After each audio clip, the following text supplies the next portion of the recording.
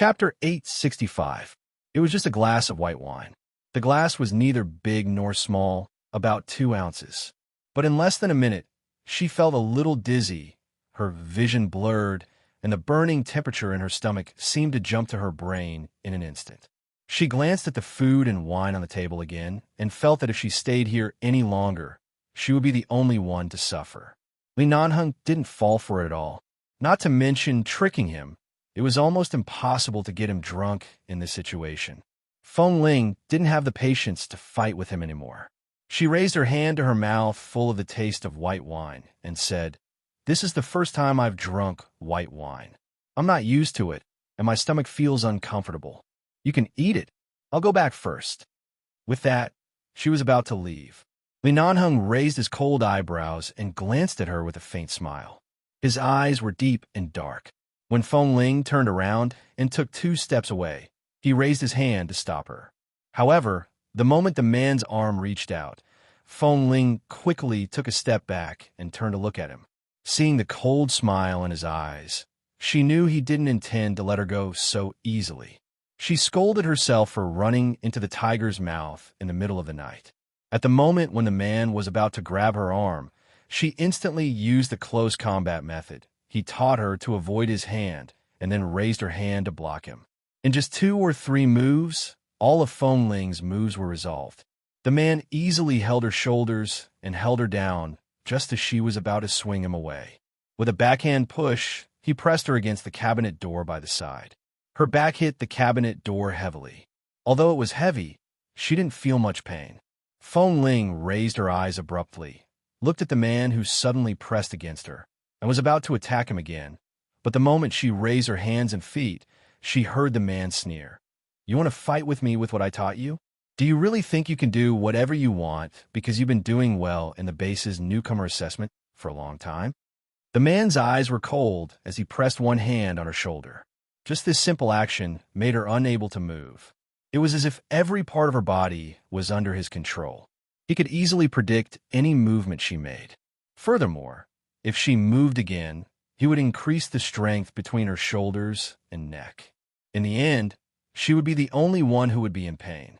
Feng Ling leaned against the cabinet door and said in a muffled voice, "Boss, I came to eat and drink with you out of kindness. I don't think things will develop to this point." Li Nanheng turned his eyes to the dishes on the table. The dishes are really carefully arranged, and the wine is also good. Do I look like I'm easy to deal with? Feng Ling's stomach was burning, and she gradually lost her patience. So what if he taught her these skills?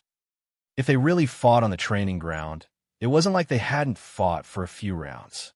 He was just in the wrong and didn't want to fight with him. "Let go." There was no patience in her tone. The man looked at her coldly. His hand was still on her shoulder, but he maintained a distance of an arm's length. It was as though he was standing outside the cage and watching a little rabbit struggling in vain. "Boss, I respect you as my boss. No matter what you say or do, I'll regard you as my guide. I also believe that I'm sincere and loyal to the base, so I have a clear conscience when it comes to honesty." She looked at him very seriously. "Even now, I did come here to ease the relationship with you, boss, but if you insist on forcing me, I can't guarantee what I will do." The man glanced at her coldly. His white singlet accentuated his perfect physique, making it hard for a woman to resist. However, his expression was noble and cold. His voice was light, neither high nor low. "What did I force you to do?" Perhaps he wasn't forcing her. It was just that the more guilty a person was, the more complicated they would think about certain things, and the easier it was for them to fall into some kind of deadlock and panic. So, the problem was with her. Feng Ling was silent for a moment. She suddenly reached out and slapped the man's chest harshly. She then pushed his body away with her elbow and bent down to grab him from under his arm. Li Nanheng raised his brows slightly. He glanced at Feng Ling, who actually dared to make a move. He did not even frown. Without making a move, he directly grabbed the collar behind her neck and pulled her back. Feng Ling staggered. The moment her back leaned heavily against the cabinet door, the man bent down and approached her. When she hurriedly turned her head to the side to avoid him, he held her waist with one hand, not giving her a chance to move again. He used his other hand to lift her chin with his fingers and his cold, black eyes sized up her slightly flushed cheeks because of the alcohol. Feng Ling raised her eyes in disbelief because of his actions. The moment her eyes met the man's, her heart trembled fiercely. She abruptly raised her voice to remind him, "Li Nanheng." The young man's voice carried a bit of anger and embarrassment, but he instantly lifted her chin, and she had no choice but to raise her head slightly. She frowned. "It's just a glass of wine." "Boss, did you drink too much?" Li Nanheng's eyes were darker and deeper than the night outside the window. He looked at her and then at the beautiful curve of her neck when she raised her chin. His eyes were so dark that it was almost impossible to see the bottom. However, when his fingertips gently rubbed the smooth skin of her chin, her body instantly tensed up. "What did you call me?" The man's voice was low. Perhaps because of the alcohol, it was somewhat inexplicably hoarse. Feng Ling wanted to turn her head away, but because of the strength between the man's fingers, she could not successfully do so. She pressed her hand tightly against the cabinet door and then abruptly tightened her fingers into a fist. "Boss!" She retracted her somewhat fierce expression and lowered her voice. "I just came to bring you a few bottles of wine. Don't joke around. I know I can't beat you. Can you let me go back to drink some hot water? My stomach really doesn't feel well." Just now, the boy had an angry expression like an angry little beast, but in the blink of an eye, he restrained himself a bit. Obviously, he did not want to fight head-on. Li Nanheng looked at her calmly. "How disappointing it is to leave after drinking a glass of wine." Feng Ling forced a smile. "My alcohol tolerance is so poor. If I drink too much and vomit here, it will be even more disappointing. This wine is my filial piety to you on behalf of Drill Master Han." The man snorted indifferently and suddenly let go of the hand that was locked on her shoulder. Chapter 866. Li Nanheng turned his head away and did not look at her. However, the moment he heard her footsteps moving away, a ruthless glint flashed across his eyes. He abruptly reached out and grabbed her wrist. This time, Feng Ling was completely caught off guard, and he suddenly pulled her back with unprecedented ferocity. Feng Ling's feet were unsteady, and she fell back into the man's arms. She quickly reacted and reached out to push him away, ignoring the injury on his arm. After a few rounds of fighting, her sleeves were almost torn. Whether in terms of height or physical strength, the man was effortless in front of her. The moment Feng Ling was about to fight with him, he directly grabbed her wrist. The moment Feng Ling raised her eyes to glare at him, he abruptly raised his arm and swung her harshly onto the bed. Feng Ling was suddenly swung back several steps uncontrollably. Her legs hit the bed, and she abruptly fell onto the bed. The moment she was about to get up, the man leaned over. She was about to get up when the man suddenly pressed her wrist down and pressed her down onto the bed. Her body was instantly suppressed and imprisoned. Feng Ling struggled and raised her eyes to glare at the man on top of her. "Let go!" Li Nanheng's ink-black eyes stared at her motionlessly. Not only did he not let go, but he also moved his hand forward and held her hand firmly. Feng Ling was furious. "Let go of me!" As she spoke, she struggled under him with all her might. Her hands could not move, so she could only kick out with her legs. However, the man faintly frowned because of her dishonest movements, and then sucked in a breath of cold air because of her constant kicking. He suddenly said in a low, hoarse voice, "Don't move." Because of his tone, Feng Ling abruptly turned to look at his face. Seeing the man's deep and boundless black eyes, she was about to angrily rebuke him to let go of her. But for some reason, she felt that there seemed to be something on her legs pushing against her, and it was becoming more and more obvious. She did not understand at first. She gritted her teeth in discomfort and wanted to kick her legs again, but the man firmly pressed her hand down and did not let her move. At the same time, his dark eyes seemed to contain some kind of danger as he watched her. "Boss!" Feng Ling looked at the man on top of her, moved again, and quickly thought of a way to save herself. She begged anxiously, "Can you let go of me? I know I was wrong. Next time, I won't dare to come here with the intention of getting you drunk. I swear, in the future, I will never." The man abruptly bowed his head and did not hesitate to seal her lips. She stiffened all over and began to struggle with all her might. At the same time, He fixed her chin with one hand and kissed her hard. While Feng Ling was breathing rapidly and wanted to avoid him, he resolutely pried her teeth and kissed her hard. One of Feng Ling's hands was free, but she could not push the man on top of her away. Instead, the man's breathing became heavier as she struggled more and more violently, and his kiss became deeper and deeper. Feng Ling wanted to bite him back, but he took the opportunity to drill his tongue deep into her mouth. The deep entanglement made it impossible for her teeth to bite him, and because of his deep kiss, her body trembled violently, as though she had been electrocuted. The more she struggled, the harder Li Nanheng restrained her. After she struggled several times, he suddenly let go of her lips, pressed her hands above her head, and held her wrists with one hand. Li Nanheng, you don't move. If you move again, I will skin you on the spot. The man gritted his teeth. His voice was husky and seductive, and carried a hint of domineering fierceness. As Feng Ling glared at him, he bent down, held her chin, and kissed her hard. Ew. Feng Ling's legs were suppressed by his legs, and her hands were also restrained above her head. All the physical strength and moves she had trained in the past seemed to be non-existent in front of him. Every force and movement was useless. After struggling for several minutes, she could only feel the mellow fragrance of wine lingering in her mouth, and the man's presence that could not be ignored invaded her lips and tongue, breaking all her self-control. Because Feng Ling could not struggle free, her neck was swollen and red from holding her breath. Li Nanheng paused for a moment, sucked her lips, and said hoarsely against her lips, "Don't hold your breath. Breathe." Feng Ling opened her mouth and took a deep breath. The man looked at her rare obedient and cooperative appearance, and then at her flushed face. He could not help but kiss her again. Feng Ling, who was firmly held under the man's body, widened her eyes and finally found an opportunity to bite hard. Although the taste of blood spread in her mouth, the man did not seem to feel any pain and only kissed her harder. Their breaths tangled, and it was impossible to tell who was bitten. She only knew that the taste of blood mixed with the taste of wine in her mouth made Feng Ling's brain, which was already affected by the high alcohol content, gradually lose control. After struggling several times, Feng Ling suddenly did not dare to move again. This was because the man's lower body was pressed against her position in an unstoppable manner.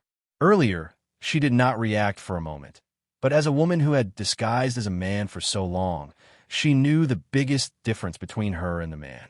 That was this time, her face was no longer red because she was holding her breath. This time it was really hot, and she stopped all struggling movements. However, because of this sudden stop, she could clearly feel the man's kiss between her lips and teeth.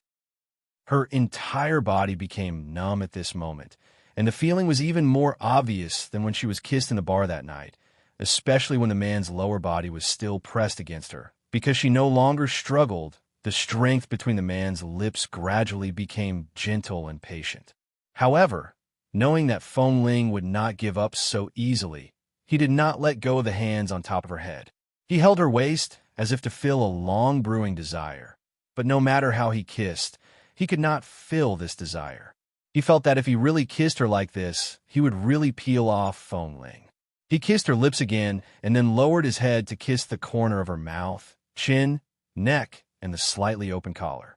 Feeling that she was becoming more and more tense because of his actions, he closed his eyes and pressed his head against her neck. He did not move again. "Boss, have you been crazy enough?" Feng Ling found her breath. Even her eyes were slightly red, and her voice was unreasonably hoarse.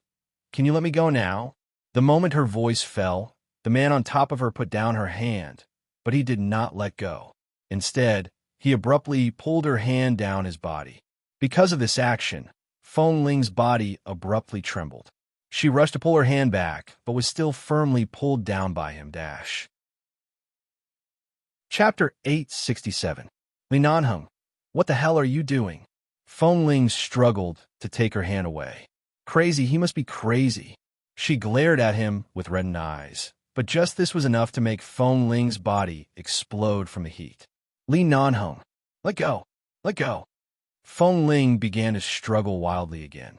She couldn't punch or kick him, but she definitely didn't compromise at all. However, as her body kept twisting, she withdrew her fingers and looked at him in disbelief. She shrank her fingers and looked at him in disbelief. Li Nanheng, let go, ugh. The man watched her with dark eyes. He bent down to kiss her again and again. After a long time, when Feng Ling bit him again and again, he suddenly bit the root of her tongue, as though punishing her. In an instant, the pain caused her to tremble all over. Her entire body was limp, and she lost all her strength, as though her acupuncture point had been hit. Li Nanheng's breathing was a little heavy. He let go of her lips and said in a hoarse voice, "This is the result of your movement. If you move again, it won't just be your hand." Feng Ling was also a little breathless. She was angry, forced, and kissed. She gritted her teeth and said hatefully, "We're all men. Even if you don't just hit me, what else can you do? Li Nanheng, don't think that you can do whatever you want just because you're in charge of the base. Let go of me." The man looked at her flushed face and chuckled. "Who said that men can't do anything? If I really want to touch you, I have a way." Feng Ling raised her leg in anger and was about to kick him away, but she was suppressed by his leg again. He was afraid that he would find that she was completely different from him. Feng Ling suddenly raised her hand and bit hard on his shoulder. However, after biting for a long time, the man didn't even frown. She was so angry that she clutched the unhealed wound on his arm with all her might. Seeing that he still didn't move, she pinched his ligament-strained wrist again, but he still didn't move. "Li Nanheng," she gritted her teeth. "What do I have to do to make you stop?" A piercing pain came from his arm, but the man only glanced at the wound that was about to burst open and bleed again because of her fierce tearing and pinching. He did not make any movements to dodge, but only curved his lips, and his low, husky voice came close to her ear. "You're quite ruthless. You clearly know where I am the weakest right now, but you specifically attack my weakness. Why? Just because I kissed you, you treat me as an enemy on the battlefield? You don't have any mercy at all? How is this a kiss? You're clearly—" She suddenly swallowed her angry voice and looked at the man's face in shock and horror. This time, he didn't kiss her, but the distance between their lips was only half a finger. As long as she moved slightly, he would definitely be able to kiss her. The man's face was close, and his ink-like black eyes were also close. Feng Ling's lips trembled slightly, and her hands that were pressed by his sides were clenched into fists, but she couldn't move no matter how hard she struggled. The man's fragrance that was like that of a young girl lingered in his nose, and her face turned from red to white and gradually pink. Looking at her red ears and neck, Li Nanheng's eyes darkened.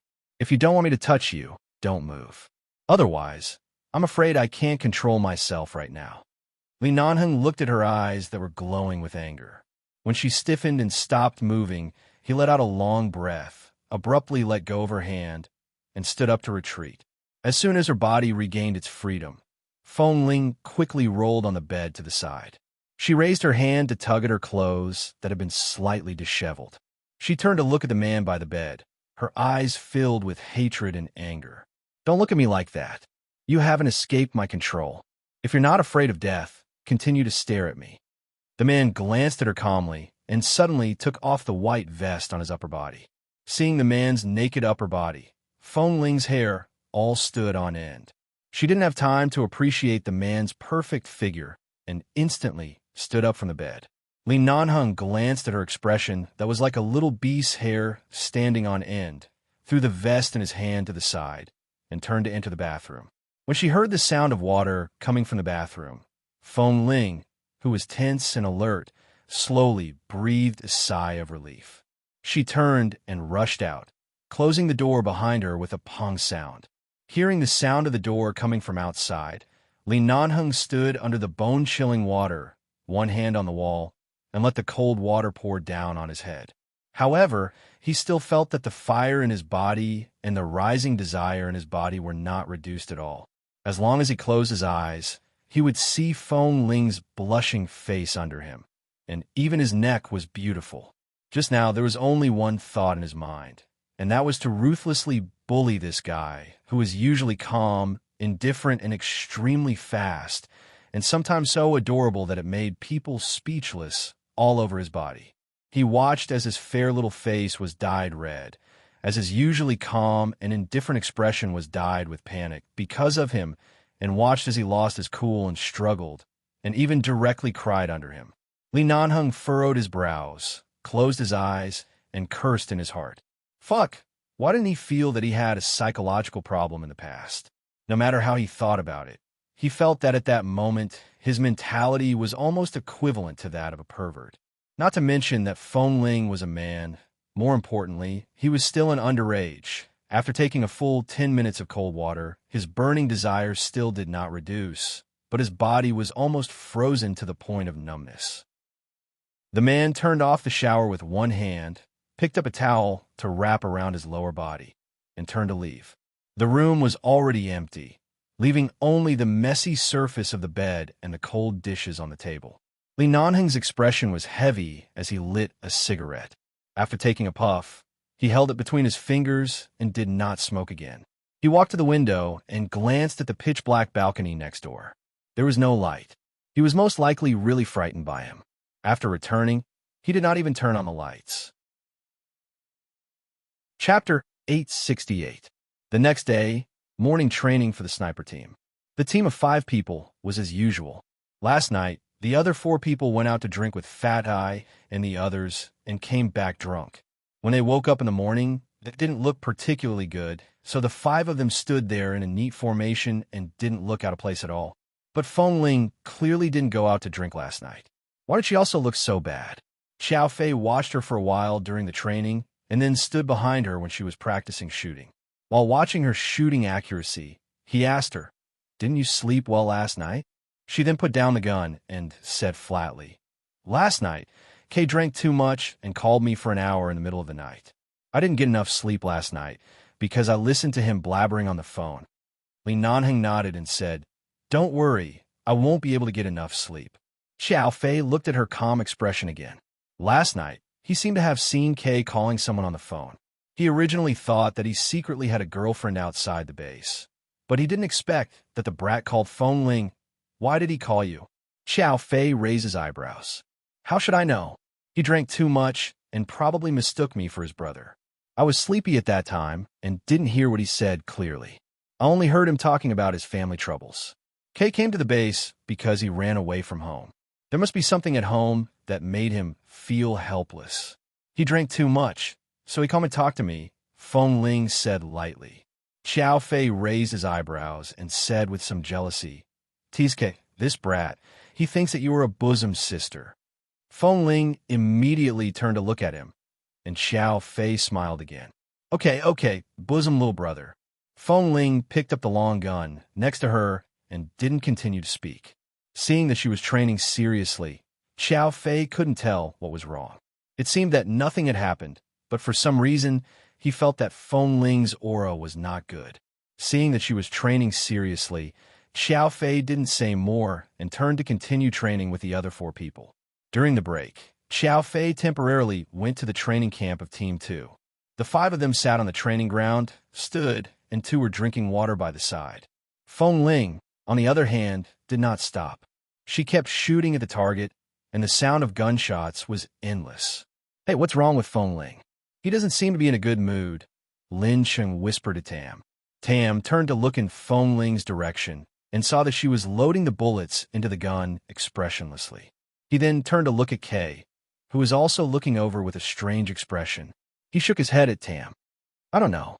Usually, Feng Ling should be the most honest and stable among us. Today, it seems that we shouldn't provoke her. Didn't we go drinking last night? Didn't she stay in the base? Did something happen?" Lin Chung shook his head. "Who knows? Hey, Kay, do you know the reason?" Tam patted Kay, who was walking over. Kay shrugged. "I drank so much last night that even my mother couldn't recognize me. How would I know the reason? But what? When I woke up this morning, I saw a call record on my phone. I called Feng Ling in the middle of the night last night. The call lasted for an entire hour. I wonder if I said some nonsense on the phone after drinking too much and offended her? Or maybe she didn't sleep well because of me? Is that why she is like this?"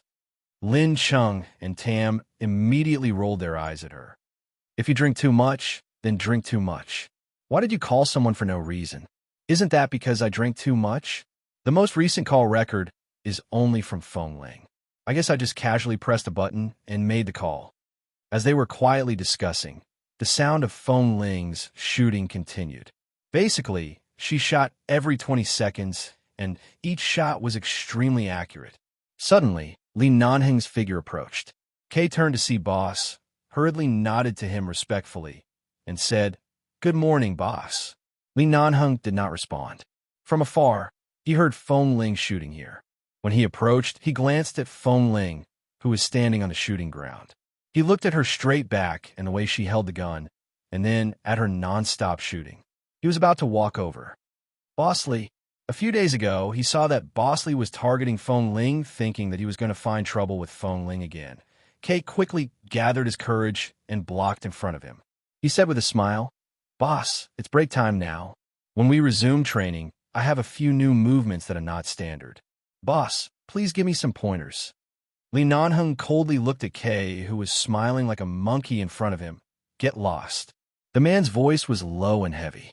He could see through Kay's purpose at a glance, and his tone was impatient. Kay's throat choked. He raised his hand to touch his nose and had no choice but to move aside. However, just as he moved aside, Kay suddenly saw a small wound on his mouth. He immediately said in surprise, "Oh, boss, what happened to your mouth? Did you get angry? Why is your mouth injured?" Li Nanheng glanced at him coldly again. Kay immediately shrank his neck and raised his hand to touch the back of his neck. He thought for a long time, but still didn't know how to continue blocking Boss's steps and how to help Feng Ling. Feng Ling heard the voice behind her and ignored it. However, when she heard Kay say that Li Nanheng's mouth was injured, the bullets that were accurately shot to the center suddenly missed. She knew very well how hard she had bitten herself last night. She had tasted blood at that time, but Boss Li didn't bite her very much. The only thing he bit was her tongue, and it was not a hard bite. However, she was afraid that someone would find out this morning, so she had been pressing an ice pack on her mouth last night, so when she woke up in the morning, there was no trace of being kissed or swelling. Feng Ling's eyes turned even colder when she saw the bullet that was off by 2 rings. She raised the gun again when she suddenly heard Li Nanheng's voice from behind. The number of bullets used for shooting training in the base is limited every week. Do you plan to use up the bullets of the entire sniper team in one day? The others don't need to practice anymore? Chapter 869. Kay was so scared that an egg could almost be stuffed into his mouth. Shit, was Feng Ling crazy? He actually dared to point a gun at Boss. Was Feng Ling courting death? Or was it because Boss was usually too strict with her that she was forced into a corner and wanted to die with Boss? The other 3 people were also stunned by Feng Ling's movement. They all put on a defensive expression and were ready to pounce on him if Feng Ling really dared to shoot at Boss. Although they were brothers in the same sniper team and had a deep friendship, Boss was Boss after all. They couldn't have internal strife. "Feng Ling, what are you doing? Put the gun down." Kay abruptly roared at her. "Are you crazy from practicing shooting? Did I disturb your sleep last night? Are you not awake now? Put it down." Feng Ling didn't move, but directly pulled the trigger on the gun, staring at Li Nanheng's expressionless face. "Feng Ling." Kay called her again and hurriedly stood in front of Li Nanheng to protect him. At the same time, he looked back and said, "Boss, I drank too much last night," and called Feng Ling in the middle of the night. "I woke her up all night. I guess she didn't sleep well and is still confused." "Boss, you go first." However, Li Nanheng calmly looked at Feng Ling and the gun in her hand, not surprised at all and had no intention of retreating. "Get out of the way." Kay heard the man's cold and calm voice behind him. Kay was stunned and looked back at him. "Boss." Li Nanheng didn't speak anymore and raised his hand to push the man in front of him away, but Kay could feel that Boss was already very polite. At least he didn't kick him aside, but just pushed him away. The moment Kay stepped aside, he looked up and saw that Li Nanheng didn't dodge, but walked toward Feng Ling step by step. Feng Ling stood there, her posture unchanged, and her eyes didn't change. The man approached step by step. When he was about to reach her, Li Nanheng looked at the muzzle only 2 meters away from him and frowned slightly. He just looked at her. Feng Ling, what are you doing? At this time, Xiao Fei came back from outside. Seeing this scene, his heart skipped a beat. When he was about to step forward, Kay hurriedly reached out to stop him and whispered, "Brother Xiao, don't go there. I don't know what happened between Boss and Feng Ling. Why do they fight here?" Xiao Fei frowned, took a look at Feng Ling, and then looked at Li Nanheng, who stood there without even dodging. He was about to push Kay away, but Kay didn't dare to stop Boss, but he had a good relationship with Xiao Fei, so he dared to stop him. In fact, the main reason was that he was afraid that if everyone went over, Feng Ling would impulsively shoot. At that time, it wouldn't be good, not to mention accidentally injuring anyone. However, he felt that this matter was between Feng Ling and Boss. No one else should be able to interfere. Ling, put the gun down. Don't talk. What you want? Do you know who you are? Kai asked. Kith at Feng that he say, Fei that Xiao Qiu. Xiao said, Ling bi. Feng at Feng Ling to say. Ling Li Nanheng looked at Feng Ling shoot. Feng Ling's hand that was holding the gun suddenly paused because of the man's words. Perhaps she had a momentary impulse earlier and used her posture to turn around. But at this moment, she suddenly came back to herself. The man looked at her calmly. Shoot. She clenched the gun and pressed her finger hard on the trigger. Li Nanheng walked over. Under the worried eyes of a group of people, he stepped forward fearlessly, grabbed Feng Ling's wrist that was holding the gun, and gently twisted it. Feng Ling's fingers instantly became weak because of the soreness in her wrist, and the gun fell to the ground. Due to the strength of the man pulling her, she staggered and almost leaned against him. She steadied herself and abruptly took a large step to the side. Seeing that she was avoiding him, Li Nanheng looked indifferent. What is the first rule of the training ground of 11 base? Feng Ling put her hands on her sides, slowly clenched them into fists, and then slowly let out a long breath, saying in a low voice, no matter when, as long as you are in the base, you can't point the muzzle at your own people. So what were you doing just now? The man lowered his eyes and looked at her indifferently. After a minute of silence, Feng Ling turned around and faced Li Nanheng. Boss, I violated the most basic rule of the base. Please punish me by sending me on a mission. No matter if it's in Africa or anywhere else, I'll go. No matter how difficult the mission is, I won't have any complaints. Xiao Fei immediately frowned hard, pushed Kay, who was standing in front of them, away, and walked over. Feng Ling, are you crazy or stupid? Don't you know where this place is? This is not only 11 base, but also the sniper team that the base focuses on training. Do you know the consequences of being sent out? From now on, you may not even be able to get a sniper rifle, and your place will be replaced by someone else. Feng Ling's expression didn't change. I know, but I'm wrong. I want to defend myself. Xiao Fei frowned hard and turned to look at Li Nanheng, whose eyes were cold and deep, but no one knew what he was thinking. Boss, give her a chance. She must have been too nervous during the training and made such a mistake because of the mental pressure. It's not suitable for her to be sent out. If you really want to punish her, you can use other methods. Feng Ling didn't speak anymore, but looked down at the gun under her feet. Lin Cheng and Tam whisper by the side. Is Feng Ling courting death? As the most promising member of the sniper team, does she want to give up all her previous efforts? Kay also frowned hard and looked at Feng Ling worriedly. He had never seen Feng Ling so impulsive. He could feel that Feng Ling's temperament was not very calm today. Obviously, she was somewhat reckless and impulsive. He hoped that Boss wouldn't be too calculative with her. Otherwise, the consequences would be unimaginable. Li Nanheng looked at Feng Ling. Feng Ling didn't speak. Just when Xiao Fei was about to speak again, Li Nanheng said indifferently, You guys go out first. Xiao Fei immediately looked at them thoughtfully, and Kay and the others didn't dare to say more. However, seeing that Boss seemed to be very calm, at least not as impulsive as Feng Ling, no one said anything.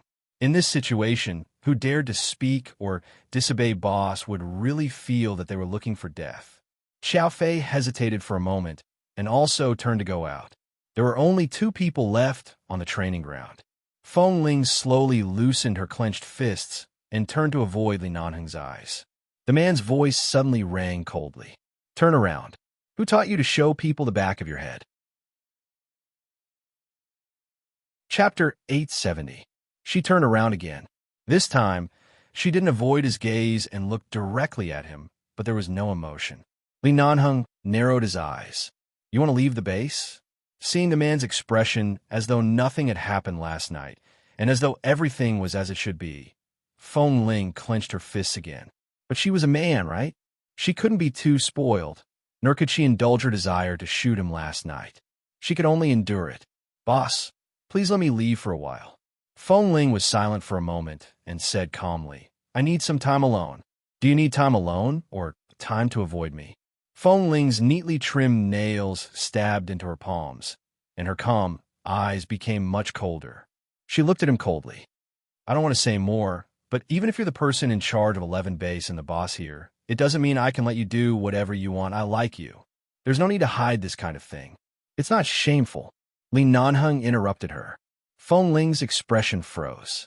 Suddenly, because of his calmness, she couldn't even vent her anger. She just looked at him in disbelief. Boss, I'm a man. It doesn't matter whether you're a man or a woman. The point is that I like you. It's up to you whether you accept it or not. It's up to me whether I like you or not. Li Nanheng didn't hide his sincerity. Don't forget, you took the initiative to come to me last night. Feng Ling was speechless and frowned. I brought you wine. Didn't you bring me wine to get me drunk and get some information from me? Feng Ling, the man's eyes were cold and sarcastic. Even if I get drunk, the only thing you can get out of me is that I like you. Since you want to know so much, I might as well tell you while I'm sober. Feng Ling, boss, don't make such a joke. My physiological reaction last night didn't seem to be a joke. What did you think I went to the bathroom last night for? Feng Ling, she was not a man. How would she know what he went there for? 11 base is completely militarized. Everyone here is equivalent to a soldier. The most important rule of the base is honesty. Since you can't control your heart, there's no need to lie. I'm not trying to force you. I'm just telling you clearly that I like you. There's no need for you to hide. If you don't like me, just reject me. What's there to hide for? The man looked at the young man who was a head shorter than him and looked down condescendingly at her. Since you can't control your own heart, there's no need for you to lie. These words were said by this man too calmly, as if he had done nothing wrong. Feng Ling abruptly raised her eyes to look at him. When she saw the place on the man's lips that she had bitten, her heart, which was pretending to be calm, seemed to have been knocked over. All kinds of feelings emerged. But no matter how she thought about it, she felt that although he was calm, it didn't mean that he wasn't domineering. If it was really as he said, if she didn't like it, or if she wasn't prepared to accept it and could directly reject it, then how much had she struggled last night? Didn't he also not let her off? But it couldn't be said that he didn't let her off, although it was indeed out of line for her, and even now her palms were a little hot, but it seemed that he didn't do anything that he shouldn't have. At least, he didn't even undo his clothes. Feng Ling didn't dare to believe that her originally calm heart would be so unpredictable because of a few words from a man. From the anger that was on the verge of collapse last night to the huge contradiction at this moment, she completely didn't know what to do. Raise your head. The man looked at her. Feng Ling raised her eyes and looked straight at him. Their eyes met. The man stared at her eyes for a moment and then glanced at the gun by her feet. His voice was cold. But you violated the training grounds rules in public. I can't just let it go like this. Feng Ling knew what the consequences of what she had just done would be. She didn't think too much about it. She only felt that no matter what, it was good for her to temporarily leave the base and go out to relax or do something else. After all, something in her single concept of life seemed to have been disrupted. She was very confused now. The Continental Divide in Montana is called Rogers Pass, which is a very cold place compared to the entire United States. It experiences cold waves all year round. The U.S. military plans to build a transportation channel there, but the area adjacent to Montana is where many mafias are stationed. The road construction team sent by the military is likely to be ambushed, so we need to send a group of people to stay there for at least 3 months. They can't leave until the transportation channel is successfully built. But it's not sure whether those mafias will lay their hands on them. After all, if such a transportation channel is built, It will have a great impact on the interests of one group of people, but it won't have any impact on the interests of another group of people. We're not sure whether those people will be involved, so it's too much of a waste of manpower and combat power to stay there for more than 3 months. For the time being, the base won't send the elite team there. You're relatively the best among them.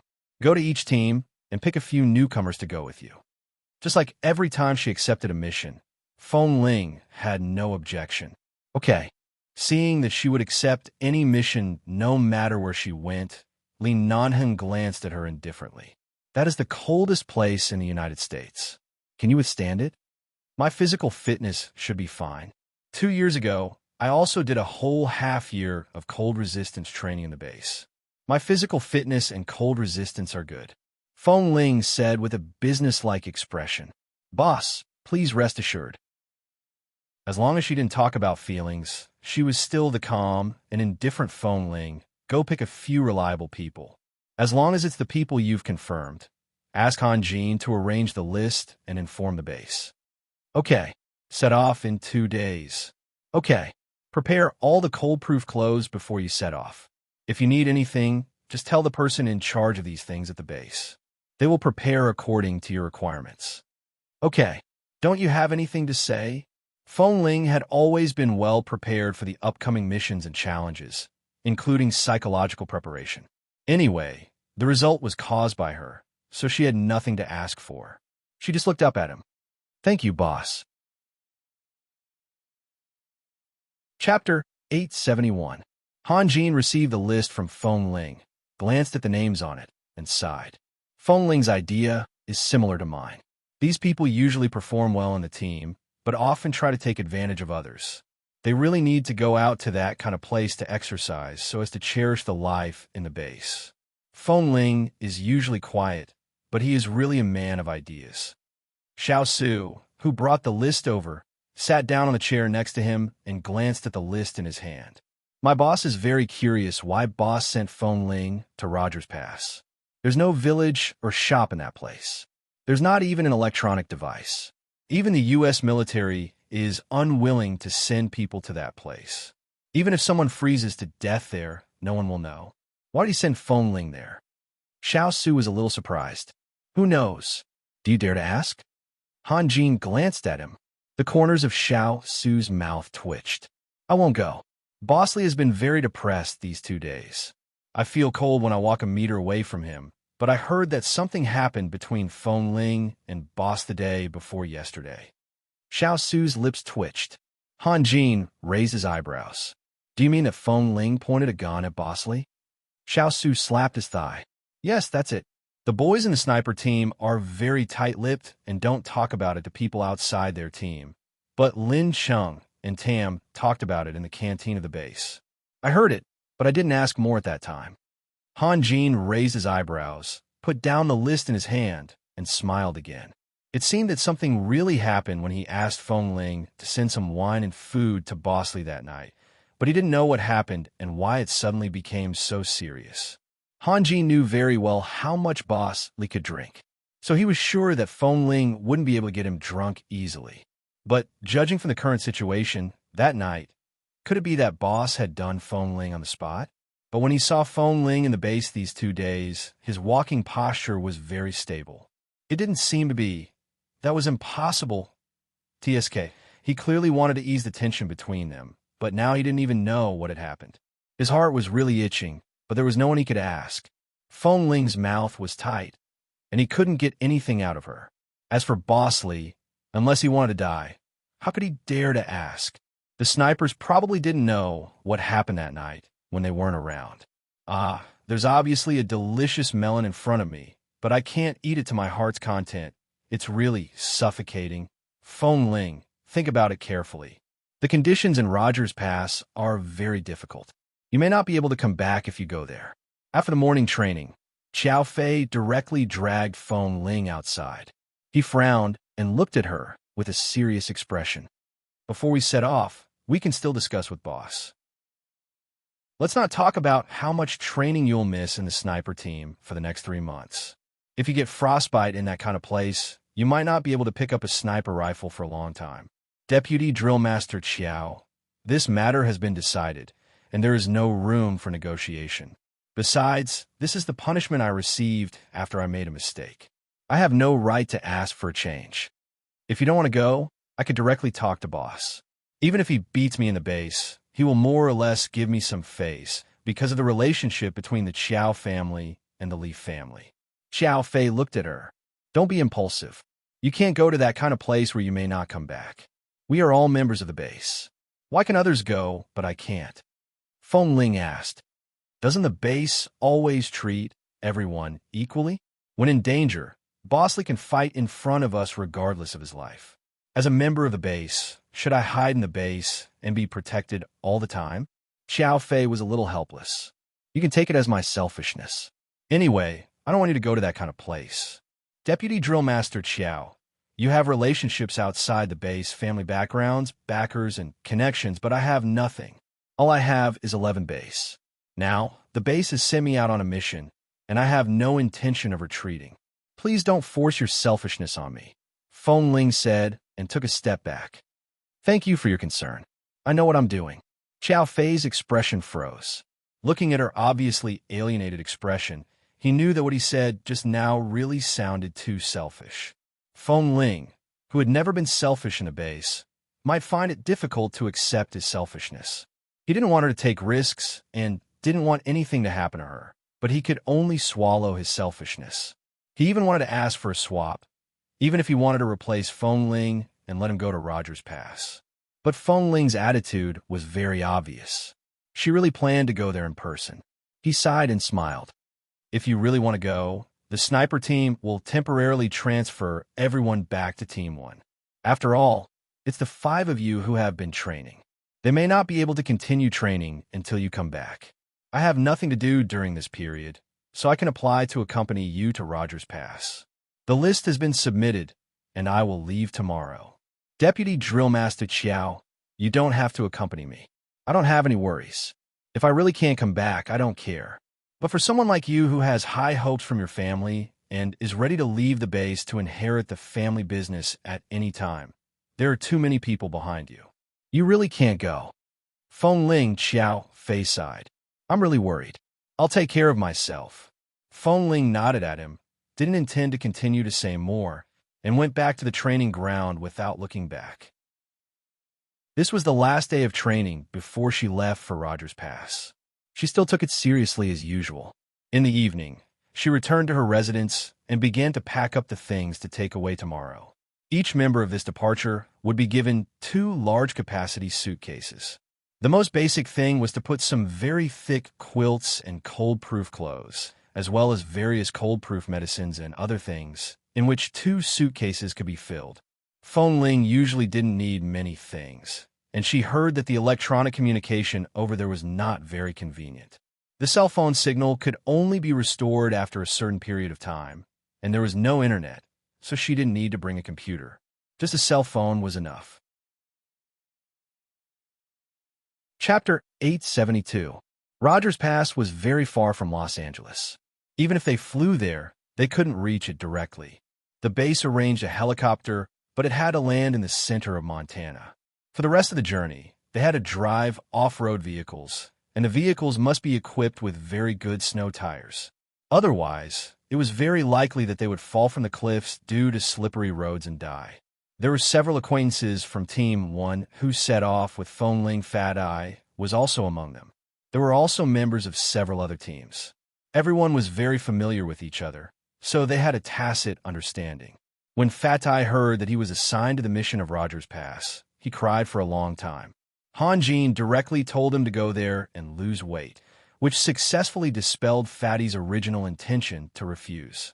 It was already late at night when they finally arrived at the target location, which was directly above Rogers Pass. They were on the cliff of a snow-capped mountain, and the wind was biting cold. Although they were physically fit in the base, the wind was too cold. In the second half of the night, they could only hear the howling of the cold wind, as if the wind would sweep them away and engulf them in the snow-capped mountain if the wind was any stronger. Achoo! Fat Eye sneezed, and his face was cold and red. He said with a painful expression, "Oh my God, Although I'm fat, my physical fitness has always been good after so many years of exercise. I actually caught a cold as soon as I came here. Are we really going to be stationed in this damn place for 3 months? After 3 months, I'm afraid I'll only be left with a lonely soul. Dabin, who was standing behind Fatai, laughed and kicked his butt.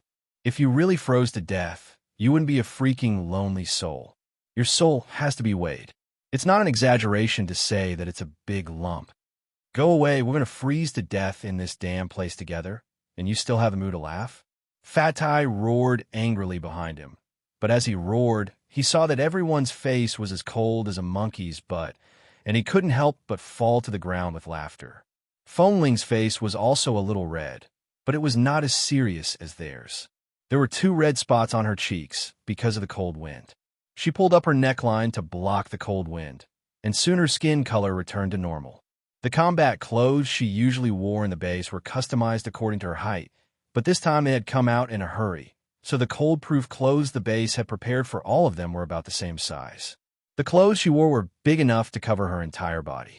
It was easy for her to squeeze her head into the collar, so she didn't feel too cold. All right, stop playing. Let's find a place that is sheltered from the wind. Aren't there 2 good cold-proof and wind-proof tents in the car? Hurry up and put them on. We'll continue to prepare tomorrow morning, Fengling said as she turned around and walked quickly back to the car. Although it was warm in the car, they only drove 2 large SUVs. When they came here, the fuel tanks were full. After such a long journey, the fuel tanks were almost empty.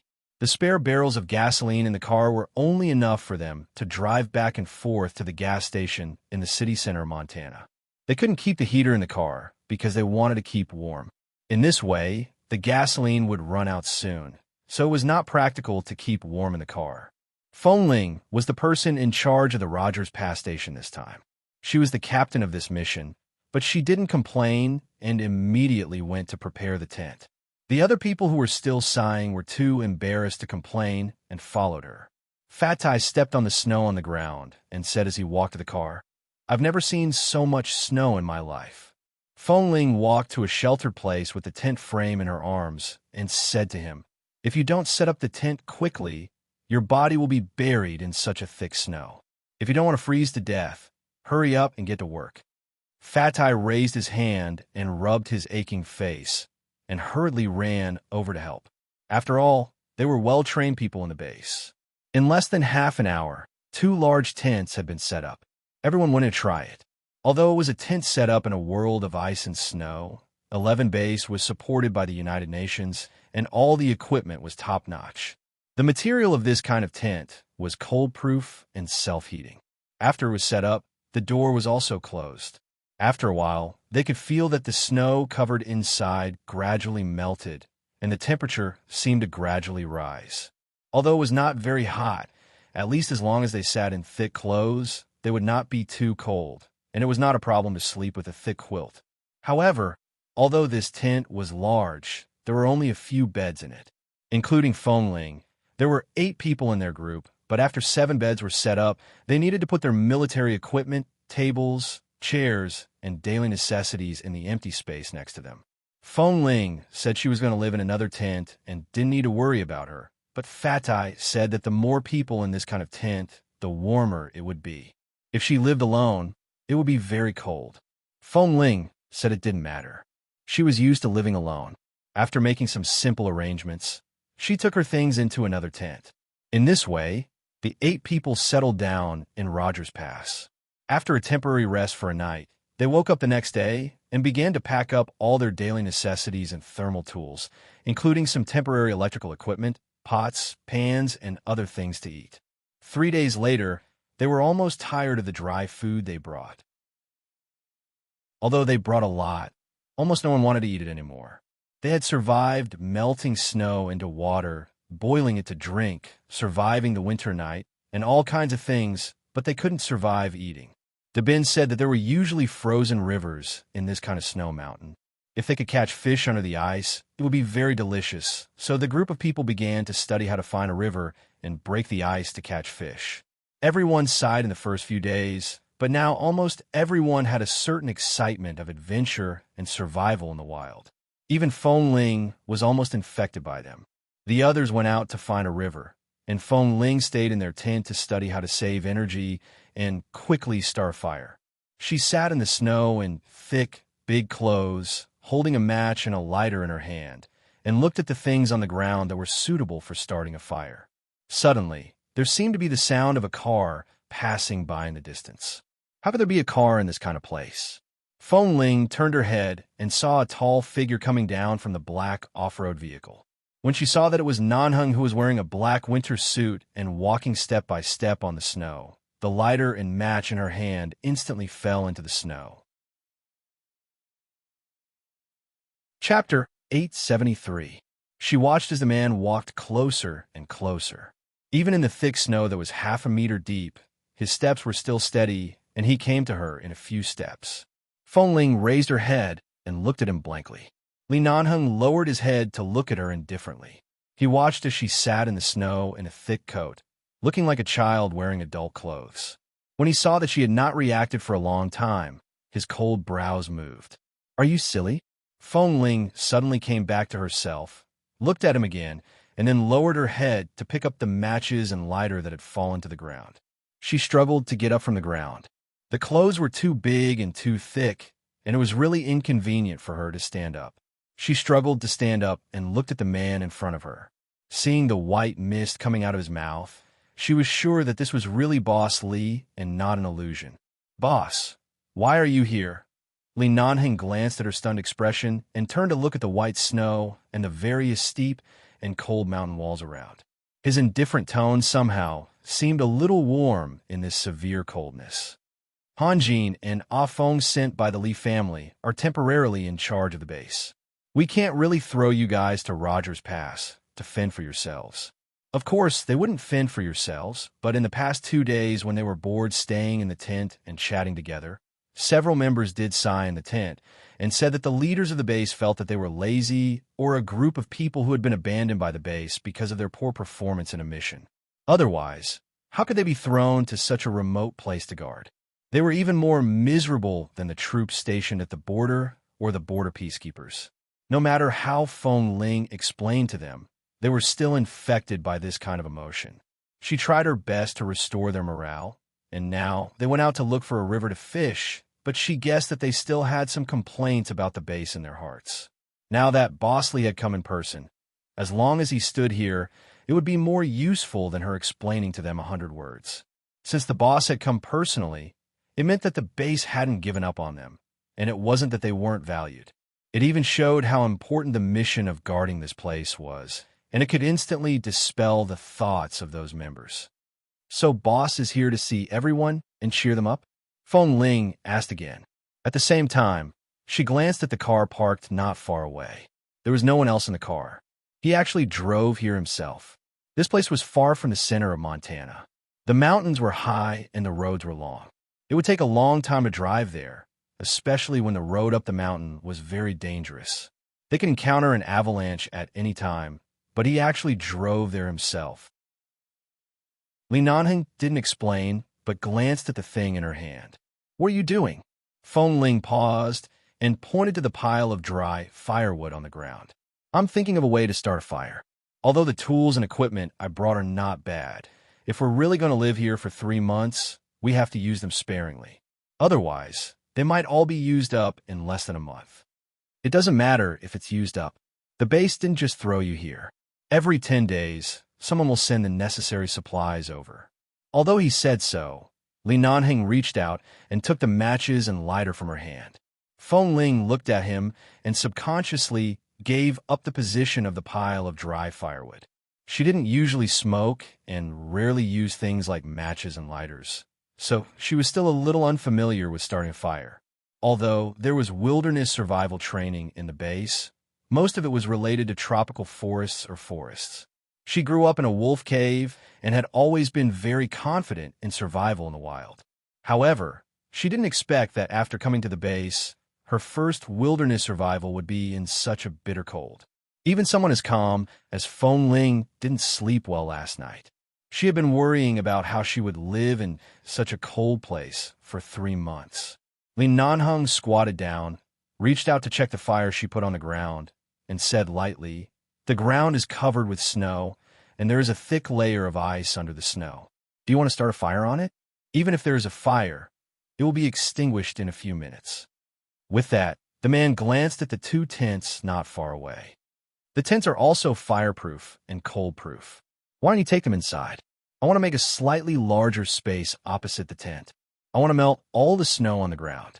After all, the tent is used to rest and live in. If the firewood and the coal transported from the base burn inside, I'm worried that it might cause the coal to be poisoned. That's right. I'm not sure. Open the tents to let out some air. If there's flowing air, you won't be poisoned. Li Nanheng poked the firewood on the ground and lit it up. And then, as he said, the cold wind here was biting cold. Before the fire touched the snow below, it was directly blown out. The man was still squatting there, checking how thick the ice was in the snow. Feng Ling stood behind him and looked at the man who was also wearing a thick black winter suit like her. She wondered if the size of her clothes was made according to his height and body shape. It was so big that it was thick and swollen. When she first put it on that day, she walked like a child who had just learned to walk. She walked back and forth unsteadily. Today, she walked more smoothly. But looking at the winter suit Li Nanheng was wearing, it was also very thick, but strangely it did not look bloated on him at all. In fact, it looked very stylish. Feng Ling looked at him and then at her trousers that were rolled up 3 times. She pursed her lips and did not say anything. The man in front of her stood up. Feng Ling looked at the pile of dry firewood on the ground. "Won't it work?" Li Nanheng turned to look at her. "The road is for people to walk. Nothing can't work. Where are Fat Tai and the others?" They've been tired of eating dry food for the past few days. They said they were going to find the river under the snow mountain and break the ice to catch some fish to eat. Li Nanheng took a few steps forward, as if he was walking, but also as if he was measuring how thick the snow and ice were nearby. A few minutes later, standing a few meters away, he kicked away a stone covered with frost and snow on the ground and said, "When they come back, ask them to take an ice-breaking tool to cut the snow and ice within 20 square meters of here first. There should be something in the car that the base asked you to prepare. After the snow and ice on the ground are gone, lay those things on it. As long as it is well maintained every day, it won't freeze for 3 months." It turned out that the things in the car were used like this. No wonder the person in charge of sending them to Montana said that although they would send them things regularly, the things in their car could basically be used to the best of their ability. So this was what he meant. Chapter 874. If you have time to break the ice in the river, you might as well get rid of the ice in front of your house first, Li Nanheng said indifferently. You haven't solved the problem of accommodation yet, but you should be busy looking for food first. Boss Li's tone was reproachful and helpless, but he should be able to understand. After all, in this environment, whether it was food or accommodation, they were all important things. "Boss, sit inside first. It's too cold outside," Feng Ling said and pointed to the 2 tents over there. Li Nanheng didn't look at her, but walked to the cliff in front of him and looked down. Feng Ling looked at the man's back and remembered that she was also punished to come here for doing something wrong. At that time, he had given her a chance, but she didn't cherish it. It was not strange that he was too lazy to talk to her now. She didn't speak anymore and looked back at the snow and the pile of dry firewood on the ground. She had asked Fat Eye and the others to go out to catch fish because she wanted some peace and quiet. The 7 men sitting together were so idle that they couldn't be any more idle. They were even noisier than a group of women sitting together, talking all at once. In addition, they were used to their busy lives because of training. Suddenly, they didn't have to train too much. Every day, they would study how to live, eat, and live, which was even more chaotic. She would rather be a logistician here and study how everyone could eat and live comfortably than let them quarrel by the side. She took out a sturdy shovel and drew a square space of about 20 square meters on the ground opposite the tent. She then pushed away the snow on it and used the sharp part of the shovel to smash the ice layer below. Hearing the sound, Li Nanheng turned back to see Feng Ling working hard alone and then watched her smash for a long time but only made a few white marks on the ice. The man watched for a while and walked over with his hands clasped behind his back. He walked one round around her and then stopped by the side. He glanced sideways at her as she continued to smash the ice. "Do you know what you look like now?" Feng Ling heard the teasing in his words and ignored him. She lowered her head and continued to smash the ice.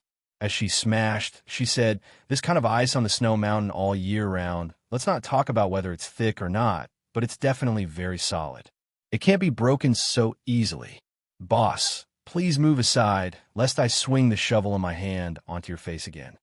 Li Nanheng watched her continue to work hard, and the coldness in his eyes was gradually amused by her clumsy movements.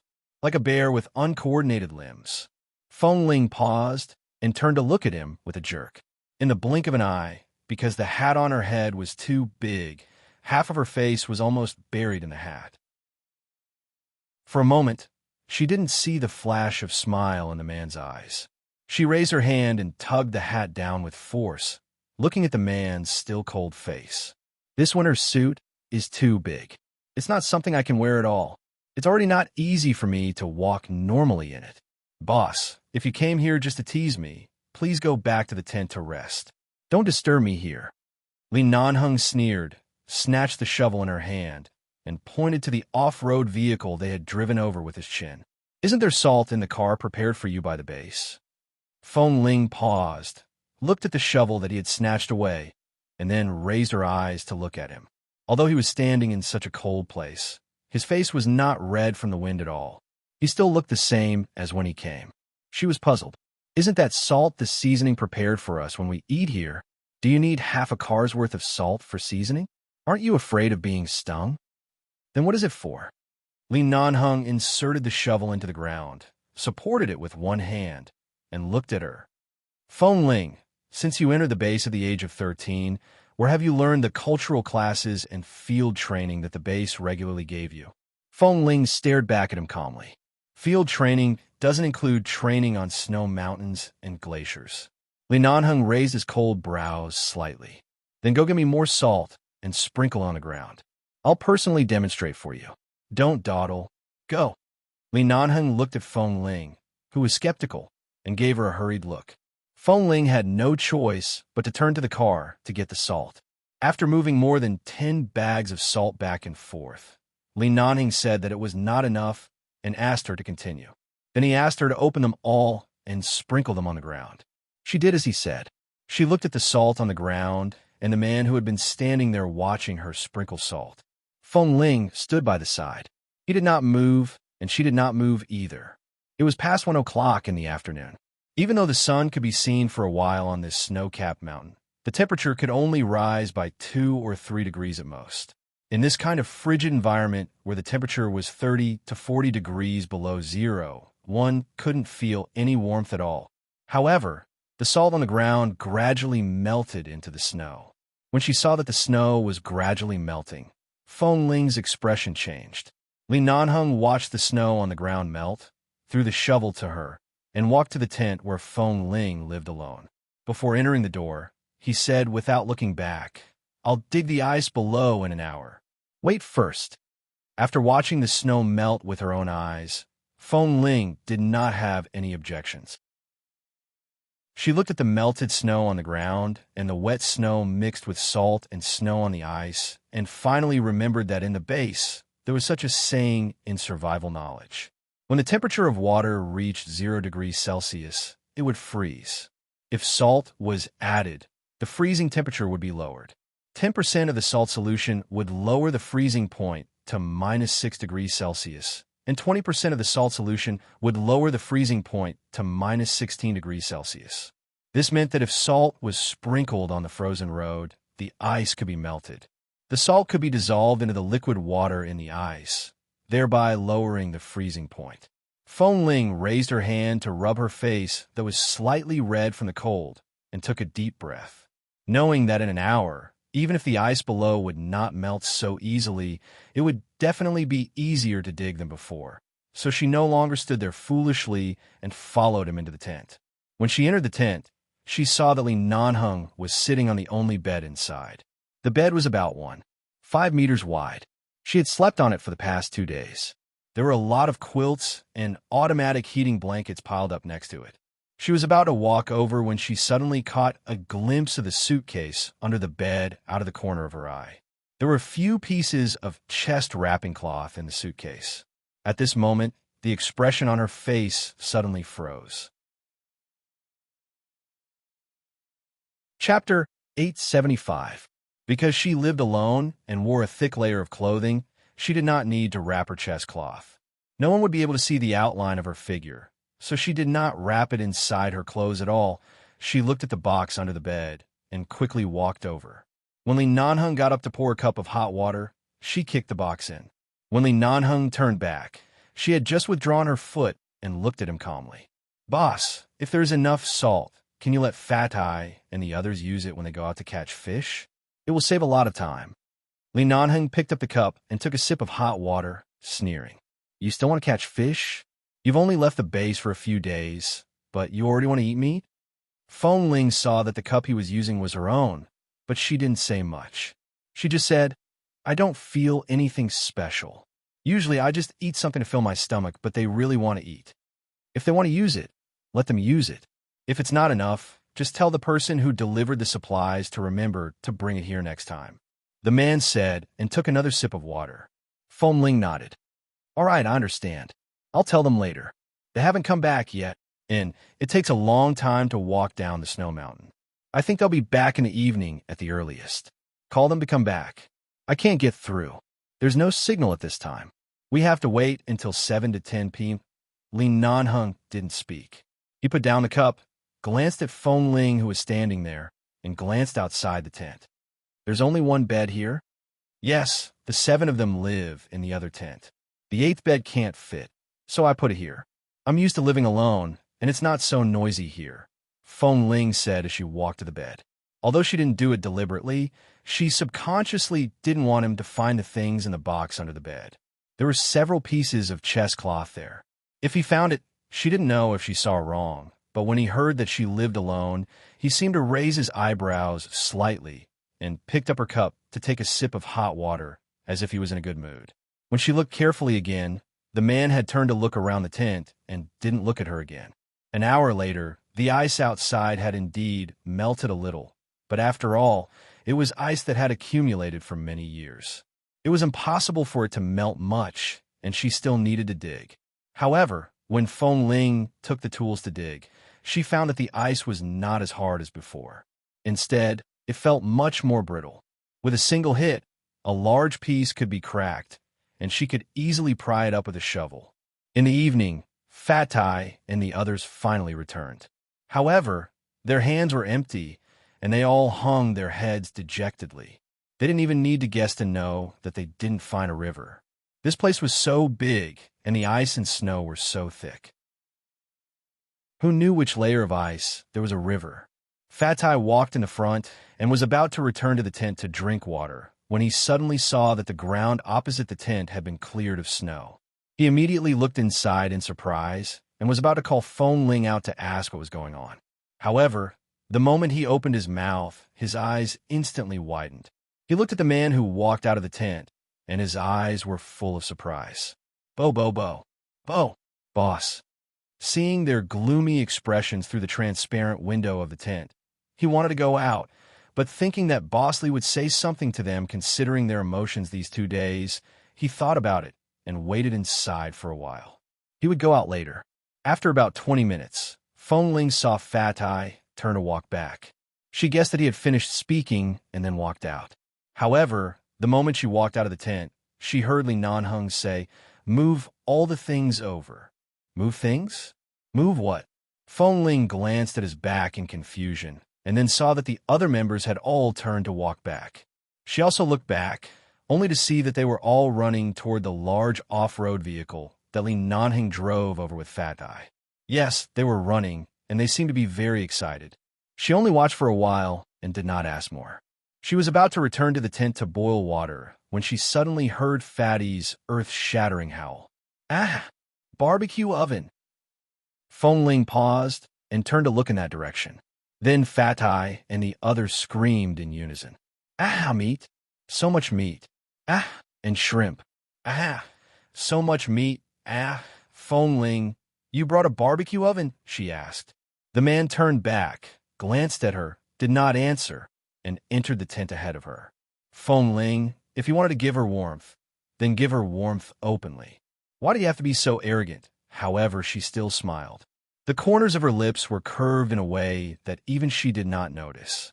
When Fat Eye and the others brought all the things that Li Nanheng brought into the tent, Feng Ling was somewhat dumbfounded. This is dozens of kilograms of meat. Ah, no, it seems to be more than 100 kilograms. Earlier, when I opened Boss's car, I was shocked. I didn't expect the back of the car to be filled with so much frozen meat. If we ate with meat and vegetables normally, this would be enough for us to eat for a month. That's right. I didn't expect Boss to be so humane. Knowing that we were starving and freezing here, he specially brought us meat. Oh my, I'm so excited. There's so much meat. Just put it outside. In any case, the temperature here is even colder than the freezer. It definitely won't go bad. Just keep it frozen. When you want to eat it, bring it in to melt and wash it clean. Yes. Why think about how we won't lack meat in the future? I'm relieved that I didn't catch any fish today. Boss, I really love you to death. Fat Tai was agitated and was about to pounce on Li Nanheng. Li Nanheng sat on a chair in the tent. The moment Fat Tai pounced on him, he directly kicked him to the side. Scram! What love? I'm not interested in men. Hey, boss, you don't mean what you say. What did I hear? Fat Tai grinned and suddenly glanced at Feng Ling, who was boiling water by the side with a gossipy expression. I heard that boss is very interested in men. Li Nanheng's expression did not change. He only glanced at him coldly and asked word by word, You listened to me? That's right. I'm not the only one who heard it. Everyone in our base knows that boss that. Fat Tai did not directly point out the name, but glanced at Feng Ling again. He then said with a chuckle, That's right. Anyway, we're not blind. Besides, boss, you came all the way from Los Angeles to this damn place. It's impossible that you just want to send warmth to us. The others immediately followed Fatty's gaze and looked at Feng Ling with doubtful and dumbfounded expressions. Chapter 876. Seeing Feng Ling's expression, Fat Tai knew that Feng Ling was not one to joke around. He shifted his gaze away and moved closer to Li Nanheng with a chuckle. Scram! Li Nanheng frowned and impatiently moved the stool under him away. Boss, Fat Tai still moved closer shamelessly and said in a low voice that only he could hear, If you're really here for Feng Ling, we can give you some advice. Putting aside the fact that you're our boss, just based on the amount of meat you have, if you're really interested in Feng Ling, will definitely help. Before he could finish speaking, Li Nanheng once again kicked him to the side. Fat Tai immediately used his fat body to slam into Dabin, who was behind him. The moment he fell into Dabin's arms, he raised a finger and pinched his throat like a woman. Io, Dabin Gidge, your legs are so hard. Dabin's lips twitched. Scram! Laughter immediately filled the tent. Fat Tai scrambled to his feet and snorted coquettishly. After taking 2 steps outside, he suddenly turned back. Big Ben Gidge, come help me light up the charcoal in the grill. Boss even brought us so much charcoal that's easy to burn. These few days, the off-road vehicle is practically a treasure trove. Whatever we want, we can get it. Yes, this old man feels like I've reached the pinnacle of life with all this meat. Isn't it easy to reach the pinnacle? It seems like we're just short of a girl. If I can have a girl as my companion, I'm willing to stay in this Rogers Pass forever. I've lived for more than 20 years, but I've never even touched a girl's hand. Fat Eye and Dabin brought the grill in. Everyone sat around the grill and began to install it. They placed the charcoal in the grill and made a tool to guide the smoke out of the tent. They were extremely busy and careful, as if the grill was a rare treasure. If anyone was the slightest bit careless, the people next to them would definitely shout, Gentler, gentler. Brothers, our happiness these few months depends on it. Don't spoil it. If it's really broken, boss definitely won't send us another one. As they spoke, they deliberately looked back at Li Nanheng, hoping to hear Boss Li say, It's okay, I'll come again next time. However, Li Nanheng said expressionlessly, If it's broken, put it on the fire and roast it yourself. Even primitive people can roast meat. You live in this era and can't even eat a piece of meat without this stove? My 11 base doesn't need idiots like you. Yes, yes, yes. Boss is right. Boss is right. Boss's words are the imperial edict.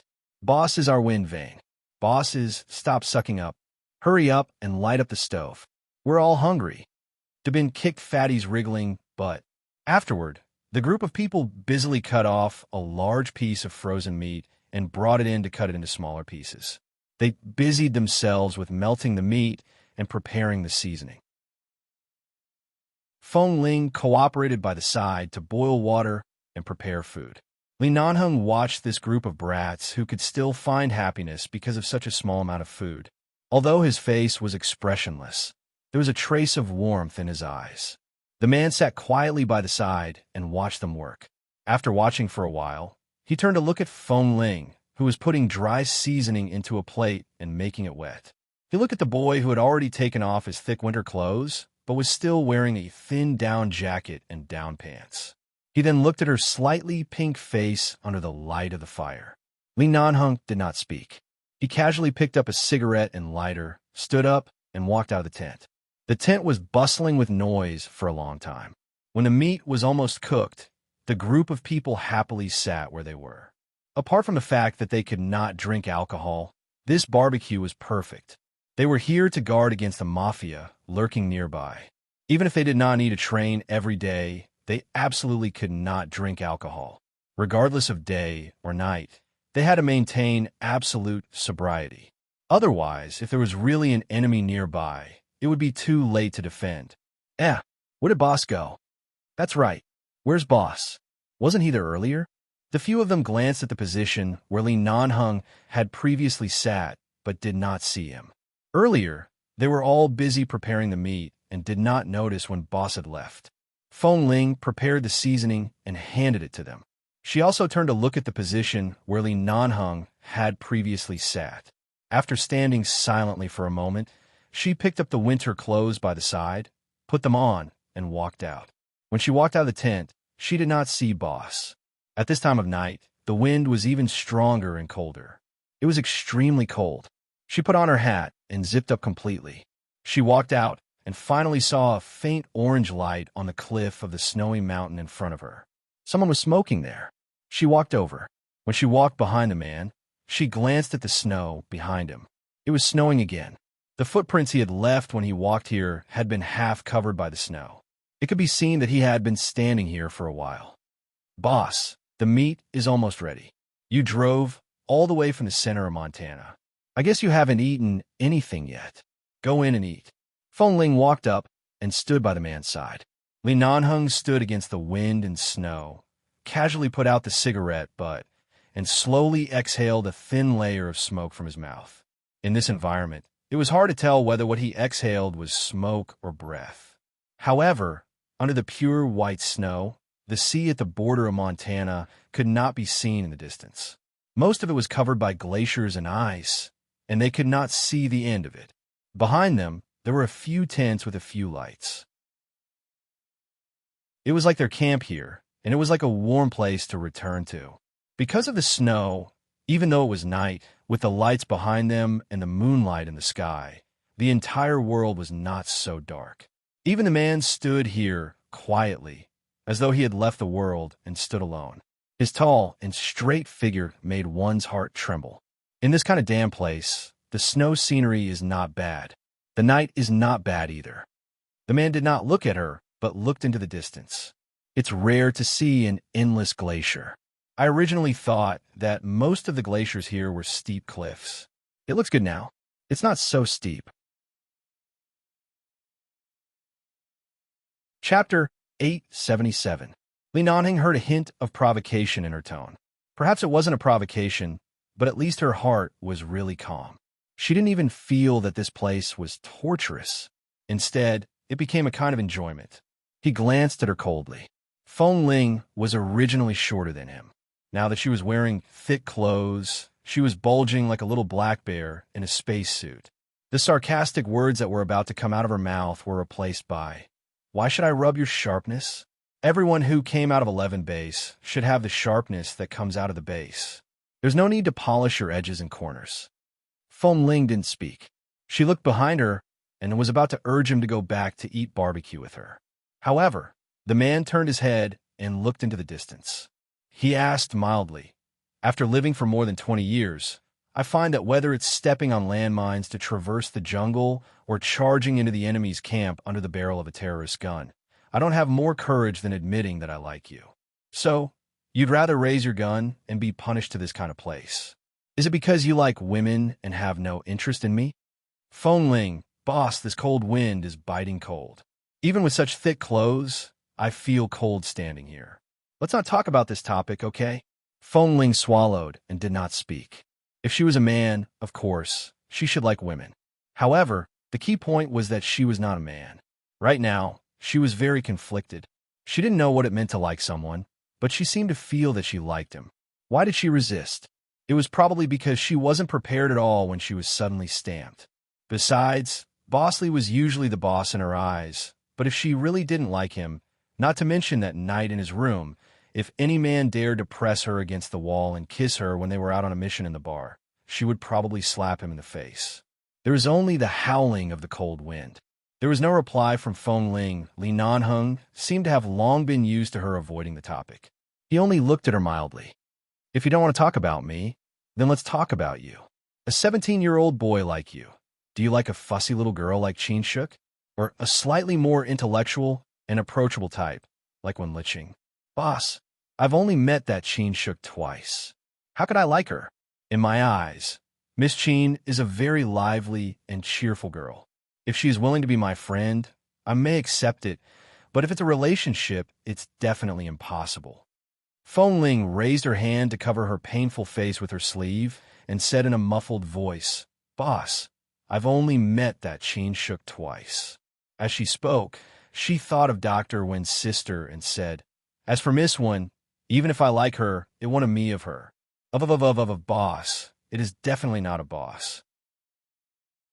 Li Nanheng was about to take another cigarette and put his hand in his trouser pocket. Hearing her words, he paused and turned his deep, black eyes to her. "Me and her? Boss, Li of he of Ling of Li of Li of Li of boss, of boss, of Nanoff of Li of the Ling of you of. And boss, you seem to be very patient with others, but you seem to be very patient with Miss Wen, and you seem to be very familiar with her." Li Nanheng took out his hand, but did not take out the cigarette. He only sneered. "So that day you stood at the door of the infirmary for so long, and this is all you saw?" Feng Ling retracted her gaze from his face and turned to look at the glacier in the distance. "I didn't stand for long. I just went over to take a look. I didn't want to disturb your conversation." Li Nanheng snorted. "Wen Liqing often comes to the base, but it has nothing to do with me. I have always hated those women who pester me like sticky candy. Usually, when I return to the Li family to attend various occasions, I will avoid those women. So far, no woman dares to sneak into the base to pester me. 11 base is not a place that anyone can enter. Then for a woman to come to a place like 11 base so frequently, of course, the only reason is for a man, but not for me. She and I are just childhood friends, and we are very familiar with each other. And because she doesn't have any bad intentions towards me and is just a friend, I don't have any wariness towards her." After Feng Ling slowly digested his words, her head seemed to be covered with a layer of doubt. Then who is she doing this for? There are so many men in this base, and most of them are very outstanding, but I don't see her having too much contact with any of them. It was rare to see Feng Ling's curious eyes. Li Nanheng smiled, glanced at her curious expression, and said to her mercifully, "For Dr. Wen." Feng Ling's eyes were filled with curiosity. She was very curious.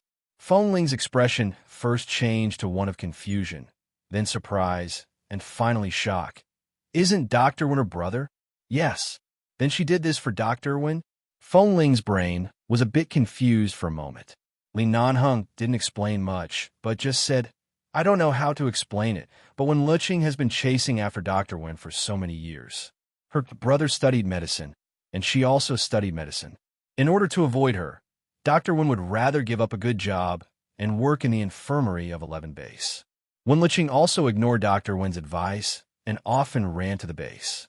Seeing that she was also a doctor, the base gave her special privileges and allowed her to enter. If it were anyone else, it would be impossible for them to have such an opportunity to enter and exit at will. So, when Liqing was chasing after her brother, how could biological siblings pursue each other? After chasing after him, could biological siblings fall in love and marry each other? Although she was puzzled after all, it had nothing to do with her. Feng Ling didn't know why when she heard that Wen Liqing had nothing to do with Boss Li. The lump in her heart suddenly seemed to be so tight and uncomfortable. She changed the topic. Boss, if we don't go in, we will be buried here by the snow. As she spoke, she glanced at the footprints behind her, which had almost been covered by the snow, leaving only faint footprints. Seeing that Feng Ling was wearing such thick clothes and had been covering her face with her cuffs, but her forehead and cheeks were still faintly red because of the wind, Li Nanheng didn't say more and turned to go back. Feng Ling also went back. Chapter 878. The sky grew darker, and the wind and snow outside grew heavier. Thankfully, the tent was sturdy and warm, so it was not affected at all. Feng Ling placed the meat they had left on the stove and roasted it for another minute to heat up. She then placed it on Li Nanheng's plate, piece by piece. She only kept a few pieces for herself. She was about to place the plate down when she found that the side had not been touched. She turned to look at Li Nanheng, who had been sitting quietly by the side without eating. Boss, why aren't you eating? I've been on the road for a whole day. I don't have an appetite, the man said as he placed the plate of meat in front of her. You eat. Fatai Dabin and the others. Was this a public display of male and female dog food? Ahem, boss, it's almost 9 o'clock now. I'll return to the tent next door first. You and Feng Ling eat first. After one of them finished speaking, the others all found their own excuses. In less than a few minutes, they all left. Feng Ling looked at the few prawns on the grill and then at the plate in front of her. She picked up a piece of meat and placed it in her mouth. She then turned to the man sitting by the side. Boss, I don't usually eat much meat. I can't eat so much.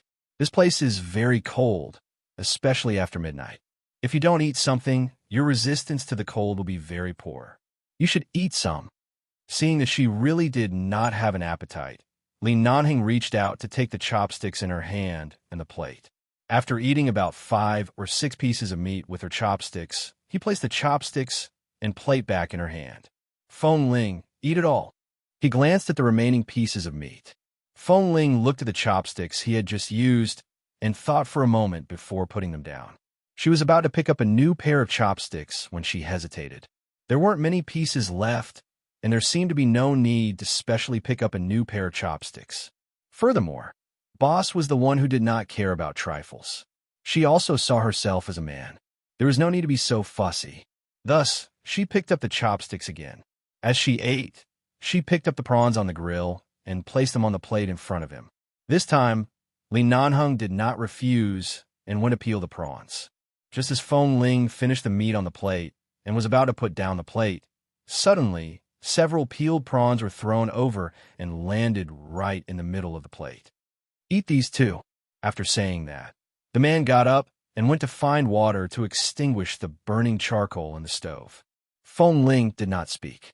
She watched as the man stood up to tidy up the grill and silently ate the prawns. Seeing that she obediently sat there to eat, Li Nanheng was in a good mood and actually began to work. He took out the oven that was extinguished and cooled not long after, and then went to clean up the things on the ground.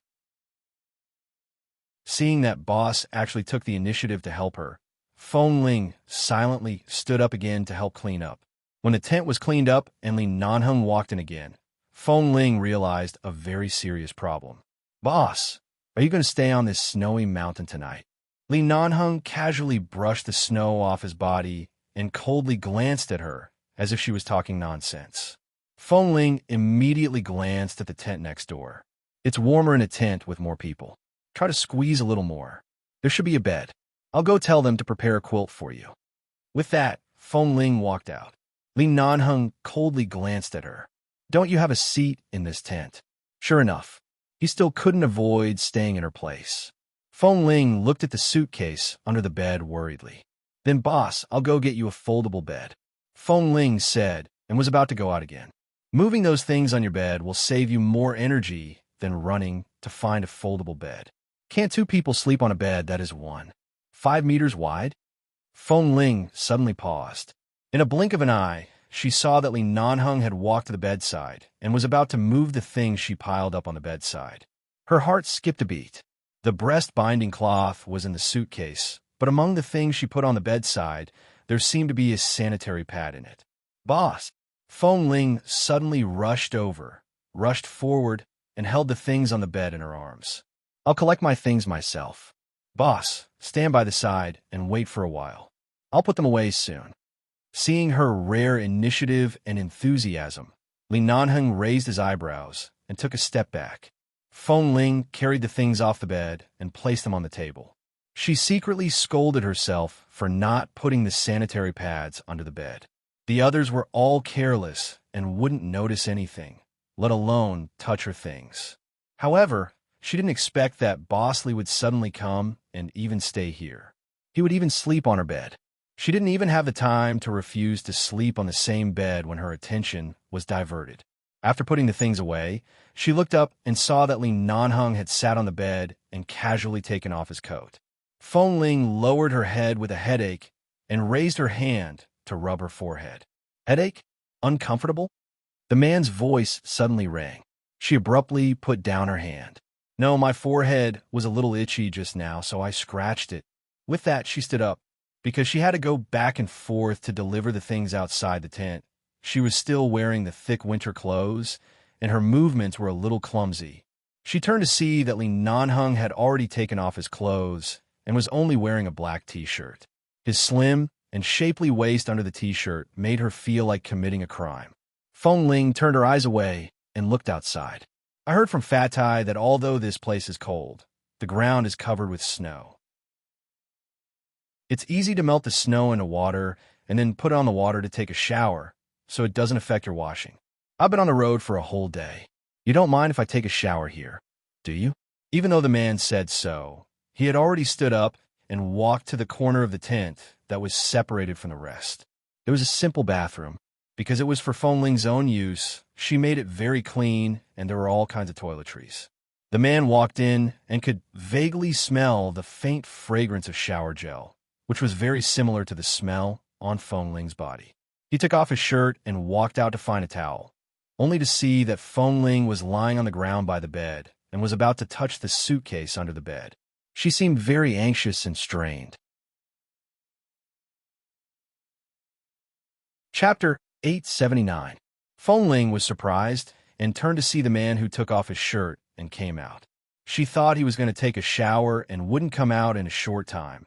She quickly moved her hand away from the suitcase, glanced at the man's naked upper body, coughed, and said, Boss, I'm looking for clothes for you to change into. No, I brought some. The man turned around and walked to the table. He picked up a black bag with unknown contents and took out a new t-shirt and a pair of loose and comfortable shorts from it. Feng Ling's eyelids twitched. It turned out that the bag he took down when he asked Fat Eye and the others to get the oven was filled with clothes for him to change into. Boss! She slowly stood up by the bed, stared at the clothes in his hand, and asked, Didn't you only stay here for one night? How long do you plan to stay here?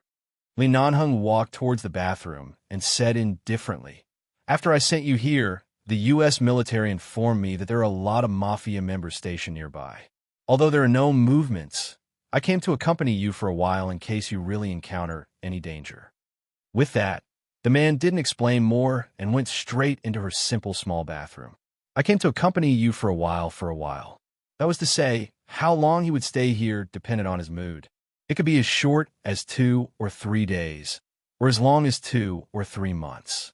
Feng Ling secretly took a deep breath and then looked at the bed beside her that could really sleep 2 people, and her eyelids twitched again. If Boss really planned to stay here for a while, she had to find a way to get a folding bed. Otherwise, it was really not safe to sleep in the same bed like this. After all, She had learned a lesson from the past. She went to his room to deliver wine.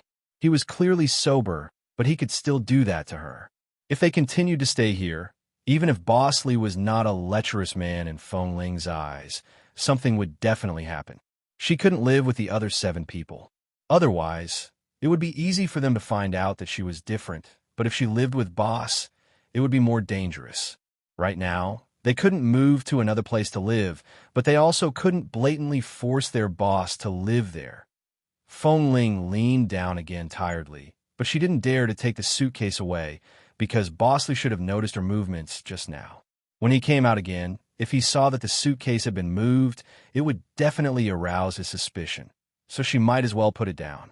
Even if he wanted to put on the chest wrapping cloth, he would have to wait until tomorrow when he left the tent. She glanced at her winter clothes again and stood by the bed in a daze for a while. Hearing the sound of water coming from the simple bathroom, she instantly remembered what Li Nanheng said that day. "What do you think I'm going to do in the bathroom?" Feng Ling's ears suddenly turned hot. She turned and walked out. After running 4 or 5 laps outside the tent, she sat in the white snow, leaned back, and lay in the snow, looking at the stars in the sky. Although it was located on the border of Montana, although there were many cliffs and cliffs here, although it was very, very cold, it was still under the same sky. Whether it was in Los Angeles or here, the stars at night would not change. She lay for a long time, but the coldness made it impossible for her to fall asleep.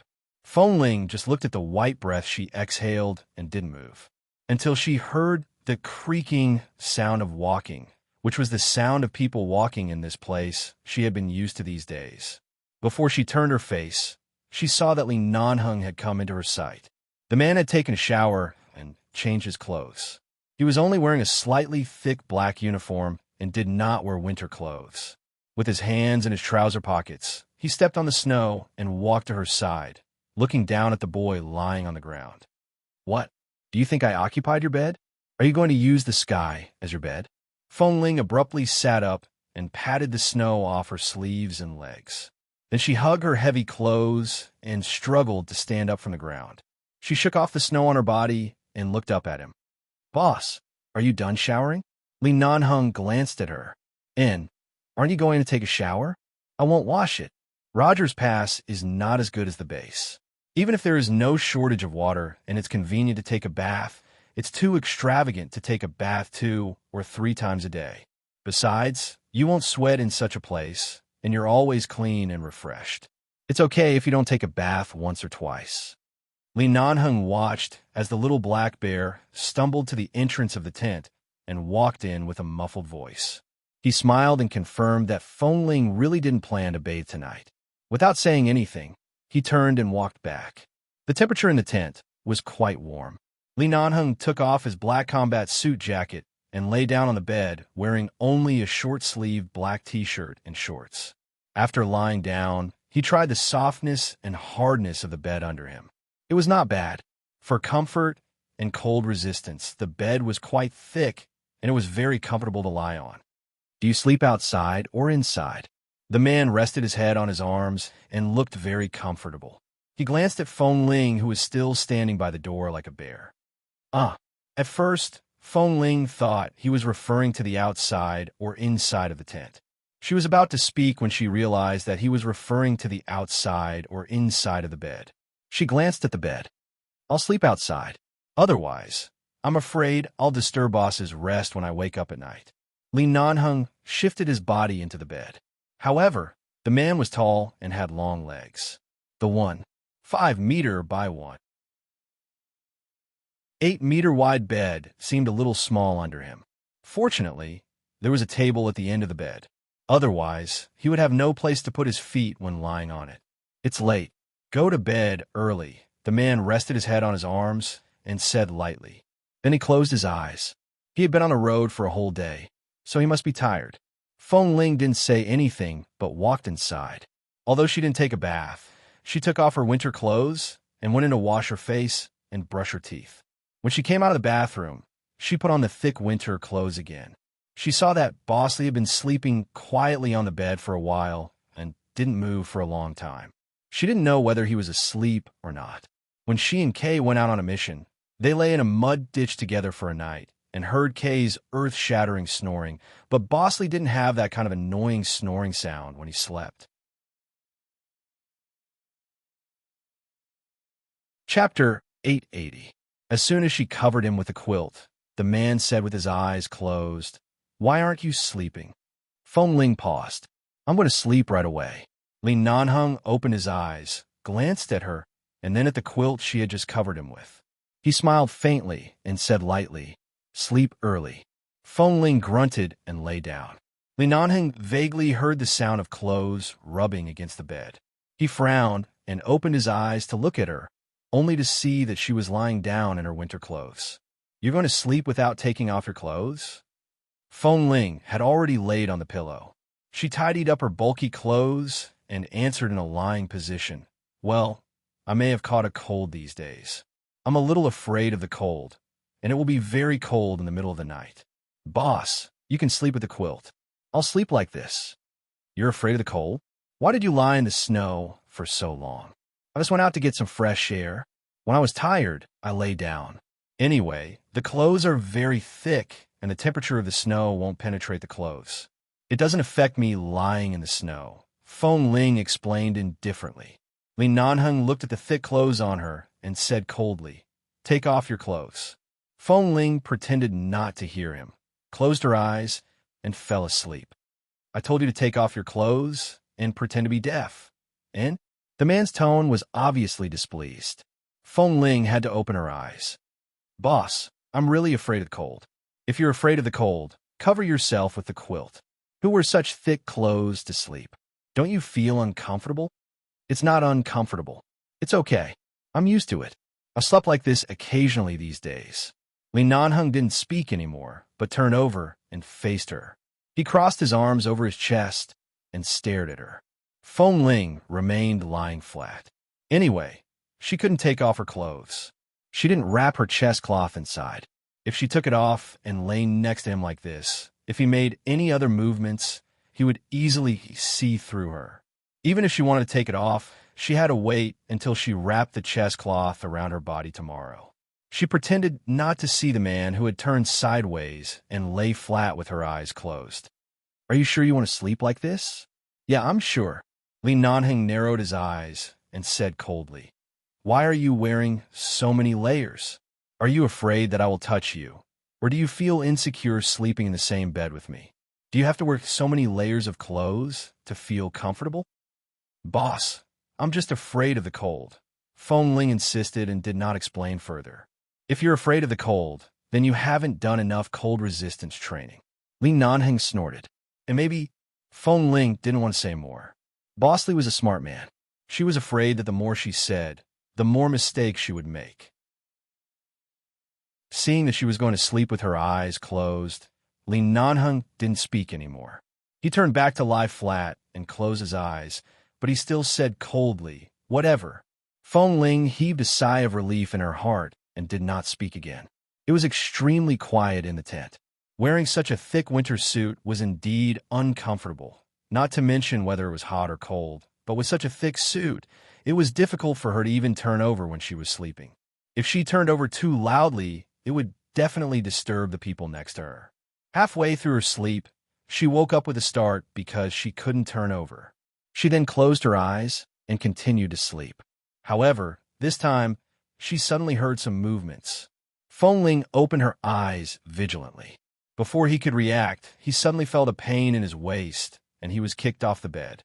Her clothes were thick, so she didn't feel any pain when she fell to the ground, but she was still shocked.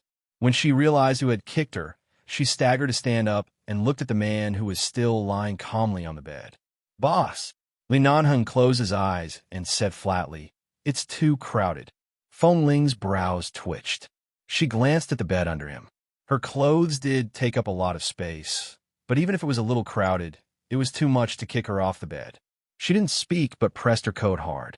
Anyway, this kind of winter clothes looked bulging, but as long as she pressed it, it would be flatter and save a lot of space. After pressing it, she lay back on the bed and said aggrievedly, "Boss, don't kick me anymore." The man didn't respond and seemed to be asleep again. She closed her eyes and continued to sleep. However, Less than 5 minutes later, with a thud, Feng Ling was kicked off the bed again. Feng Ling, who was lying on the ground. She was angry but didn't want to provoke him, so she didn't say anything. She reached out to take the pillow off the bed and lay on the ground to continue sleeping. Anyway, the clothes were very thick, so it didn't matter if she lay on the ground. This time, the man finally sat up. He lowered his eyes to look at Feng Ling, who was lying on the bed calmly, as though she was going to deal with whatever came her way. Sensing the man's gaze, Feng Ling opened her eyes on the ground and looked into his eyes. Is it comfortable lying on the ground? It's okay. The clothes are thick. I don't feel anything. Well, I plan to ask you to bring in another folding bed tomorrow night. It seems that there's no need to be so troublesome. In the future, as long as I'm here for a day, I'll sleep on the bed and you'll sleep on the ground. Feng Ling was silent for a moment and then sat up. She raised her hand and scratched her messy hair. Boss, do you have to be so mean to me? It's just a sleep. Li Nanheng was expressionless. Indeed, it's just a sleep. Do you have to be so careful that you can't even take off your outermost winter clothes? Feng Ling was speechless. She pursed her lips and suddenly stood up from the ground. Forget it, I won't sleep. Boss, you sleep by yourself. Li Nanheng looked at her angry expression and was about to speak when he saw Feng Ling casually pick up a folded military chair, bring it to the entrance of the tent, and put it down against the door. Then she sat on the chair and didn't move. It seemed that she didn't want to sleep and planned to keep vigil for him. Li Nanheng looked at her messy little head and then at her angry face, and his brows moved. He just wanted Feng Ling to take off her clothes and sleep. Even if she didn't need to take off all her clothes, she didn't need to wear such thick clothes. The clothes were so big on her body that she would suffocate to death if she didn't pay attention. It was clearly for her own good. Why was Feng Ling so angry? You're not going to sleep? He looked in that direction and asked. Feng Ling didn't speak, but pulled the hat up again and put it on her head, looking as though she didn't hear him and didn't feel annoyed. From the looks of it, she was really angry. Li Nanheng couldn't help glancing at the ground under the bed. Chapter 881. In the dead of night, one was lying on the bed and the other was sitting on the chair, and no one spoke. No matter what Li Nanheng said, Feng Ling ignored him. In the end, the man didn't say anything and let her continue to sit there. However, in the middle of the night, Li Nanheng opened his eyes and saw that Feng Ling, who had been sitting there for a long time, had not moved. He guessed that she must have fallen asleep on the chair. Li Nanheng got up, got out of bed, walked over slowly, and came to the chair. He looked down at Feng Ling, who had fallen asleep with her eyes closed for a while, and then looked at her heavy clothes and the big hat on her head. With Feng Ling's vigilance, if he carried her to the bed now, she would definitely wake up. But looking at her sleeping posture, even if she could fall asleep, her neck would probably be sore tomorrow morning. Li Nanheng sighed, turned back to the bed, picked up the pillow, came over, gently held her head forward, and then put the soft pillow behind her neck and on the back of the chair. After making sure that she could sleep more comfortably, he stopped. Although the arrival of Boss Li brought them good food, their physical slack finally ended. Early the next morning, in the first training session after coming to Rogers Pass, the group of people was so cold that their faces and noses turned red. The point was that they were not allowed to wear cold-proof clothes, including Feng Ling. According to Boss Li's request, it was to prevent their physique from causing diseases in the low-temperature environment if they lived in such a place for a long time. So they must strengthen cold resistance training every day. The first day of training was only to take off the cold-proof clothes and stand in the snow, in the wind, and snow wearing the down jacket inside. On the second day of training, they had to take off the down jacket until they could stand in the wind and snow in the vest for an hour.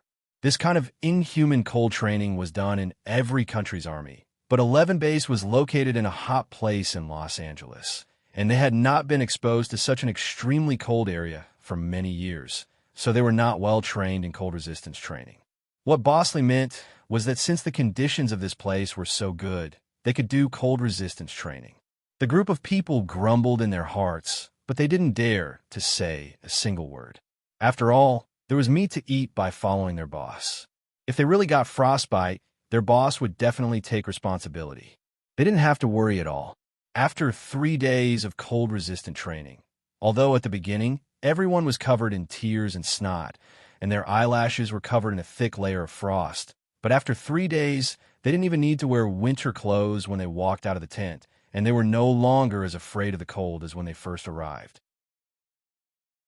After 3 days of training, Li Nanheng was not as devilish as he was in the base, so they could rest for the next 2 days. Taking advantage of the 2 days of rest, everyone insisted on finding a river to catch fish. Dabin had lived in the north since he was young.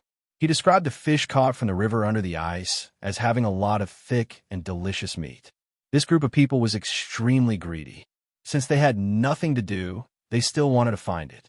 Feng Ling didn't want to go, but Li Nanheng was dragged away by the 7 people. Before he left, he also dragged her with him.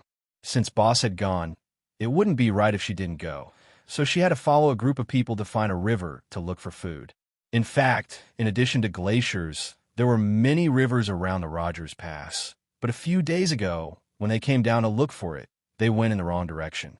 This time, they directly brought an electronic map and a compass, found the location of the river, and began to study how to cut through the thick ice. The ice was much thicker than the ice on the mountain. They didn't have professional tools to cut through the ice, and the method of using salt to melt the ice was not particularly useful and time-consuming. But fortunately, there were many of them. In 2s and 3s, they took turns to find a fixed place on the river and began to dig. About 2 hours later, the thick ice was cut a lot. Lying on the surface and listening carefully, they could vaguely hear the sound of the river below. Continue. We'll be able to catch fish soon. Fat Eye was very excited. Hearing the sound of water, he picked up the tool and stood on it to continue to dig. Be careful. The layer of ice around here has already cracked a few places because we've used too much strength. If you continue to smash down like this, it'll be dangerous if other places suddenly crack before this piece is broken.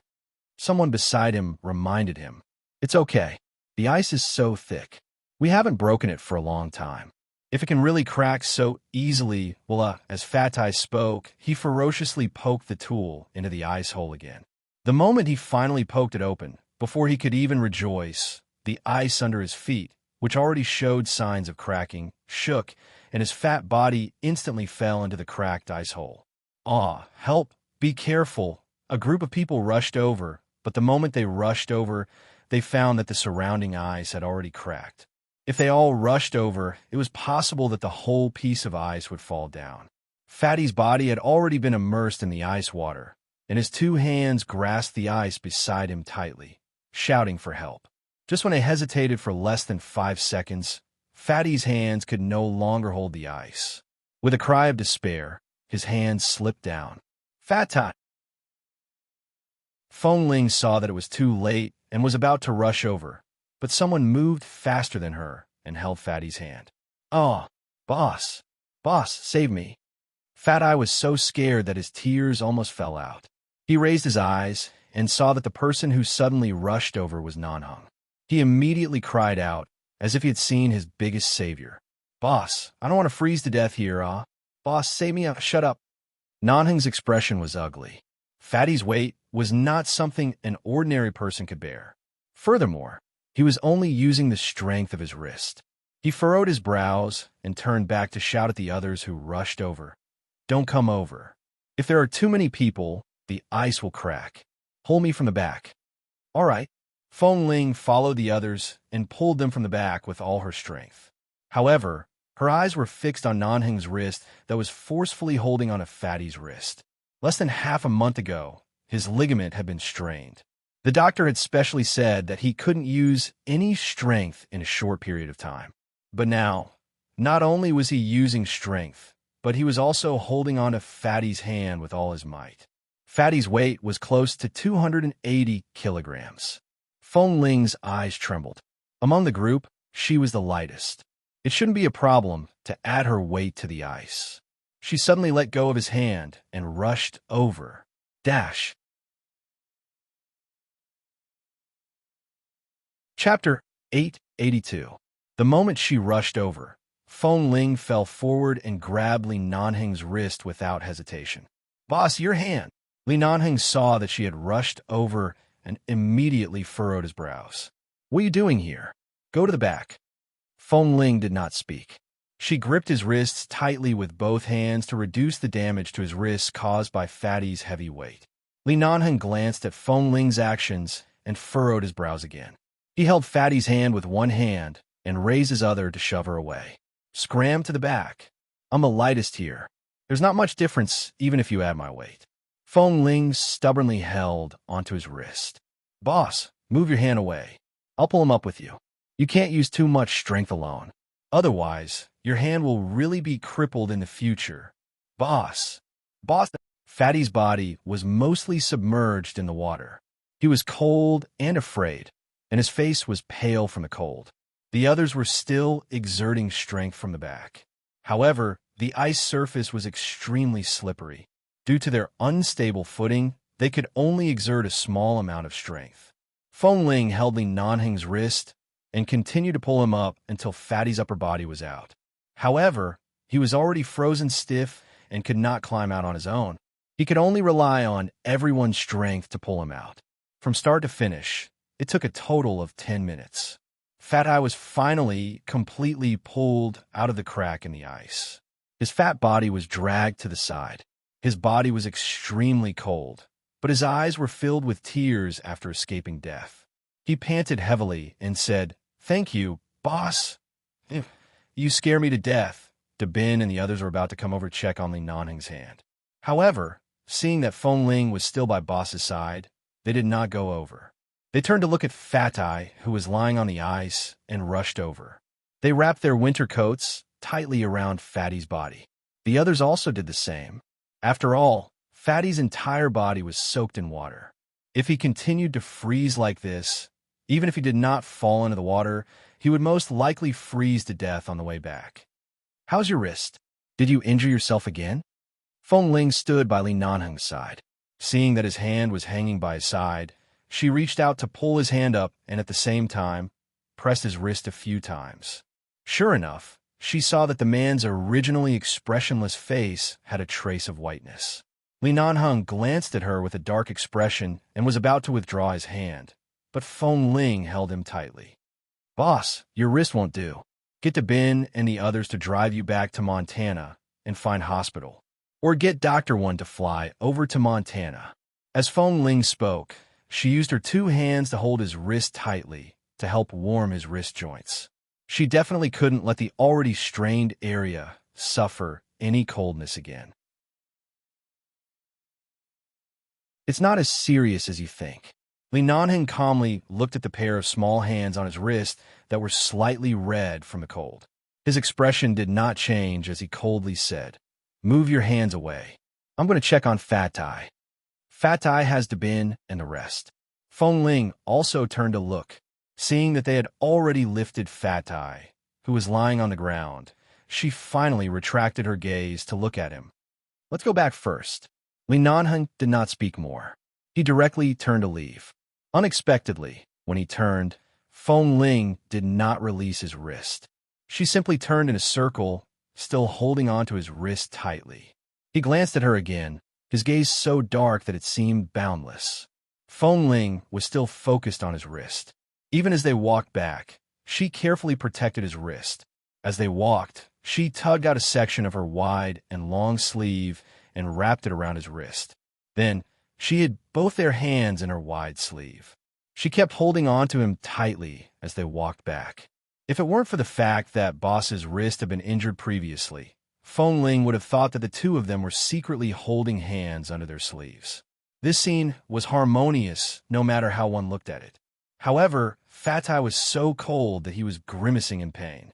This scene was harmonious no matter how one looked at it, but Fat Eye was grimacing in cold. As he was being carried away, he said with a face full of pain, "After chiseling the eyes for so long, I finally broke it, but not only did I not catch a single fish, I almost threw myself into the ice to feed the fish. Am I going to become paralyzed from the cold, just like that? Right now, aside from the cold, I can't feel anything. I seem to be very numb. Am I crippled? Shut up. Who gave you the courage to bring your nearly 300 kilograms of fat to the edge of the ice that was about to split open? If it were anyone else standing on it, they might not be able to do such a thing. The brothers mocked him, but still carefully carried him all the way into the tent. Then, they stripped Fat-Eye clean from head to toe, wrapped the electric blanket around him, and wiped his limbs with a towel dipped in hot water. The group of men busied themselves, but they knew that at this time, with Boss by Feng Ling's side, they could not interfere, so they could only work around this pig. On the other side, Feng Ling pushed Li Nanheng into the tent. She directly dragged him to the bed and sat him down. Then she turned around to search for a long time. She remembered that the things they brought were only some daily cold medicine, anti-inflammatory medicine, and some frostbite ointment. There was no other medicine for injuries and this kind of auxiliary medicine that could be used to massage and treat joints. Li Nanheng sat by the bed. His wrist was indeed very painful, but the situation was urgent. Even if he really had to cripple this hand, he could not watch as something happened to his men. He watched as Feng Ling anxiously rummaged through the things here. Seeing that she had lost her composure and was so anxious because of him, he didn't say anything and just sat by the bed to watch her. There's no medicine. Feng Ling walked back. Her expression was not very good. I'll call the base right now and have them send a helicopter over to pick you up. There's no need. I've said it before. It's not that serious, Li Nanheng interrupted her. It's been a while since I pulled my ligaments. Cold compresses are useless now, so I can only apply hot compresses. The effect of hot compresses is similar to applying medicine and massaging, but it will take a longer time. Bring me a hot towel and the knee pad that Dabin wore today. Wrap it around my wrist. I'll be fine after resting for a while. It's not that troublesome. Chapter 883. Will this really work? She didn't really believe his words. Li Nanheng glanced at her coldly. It's my wrist. How can I endure the pain?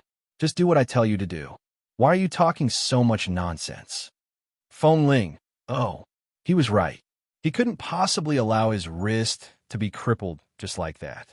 She quickly went to get a hot towel for him and then went to find a bin to ask for the knee pad that automatically heated up. She didn't know where it came from. To her surprise, the knee pad really could heat up when placed in her hands. Feng Ling studied it for a while and found that there was a hidden button with a battery inside. No wonder it could heat up. After taking it back, she wrapped the towel around Li Nanheng's wrist and then wrapped the knee pad that automatically heated up outside the towel. She made sure that the towel would always maintain a suitable temperature. Not only could it be used as a hot compress, but it could also be used to fix his wrist in place to prevent the ligaments from pulling and injuring him again. Li Nanheng's wrist was seriously injured.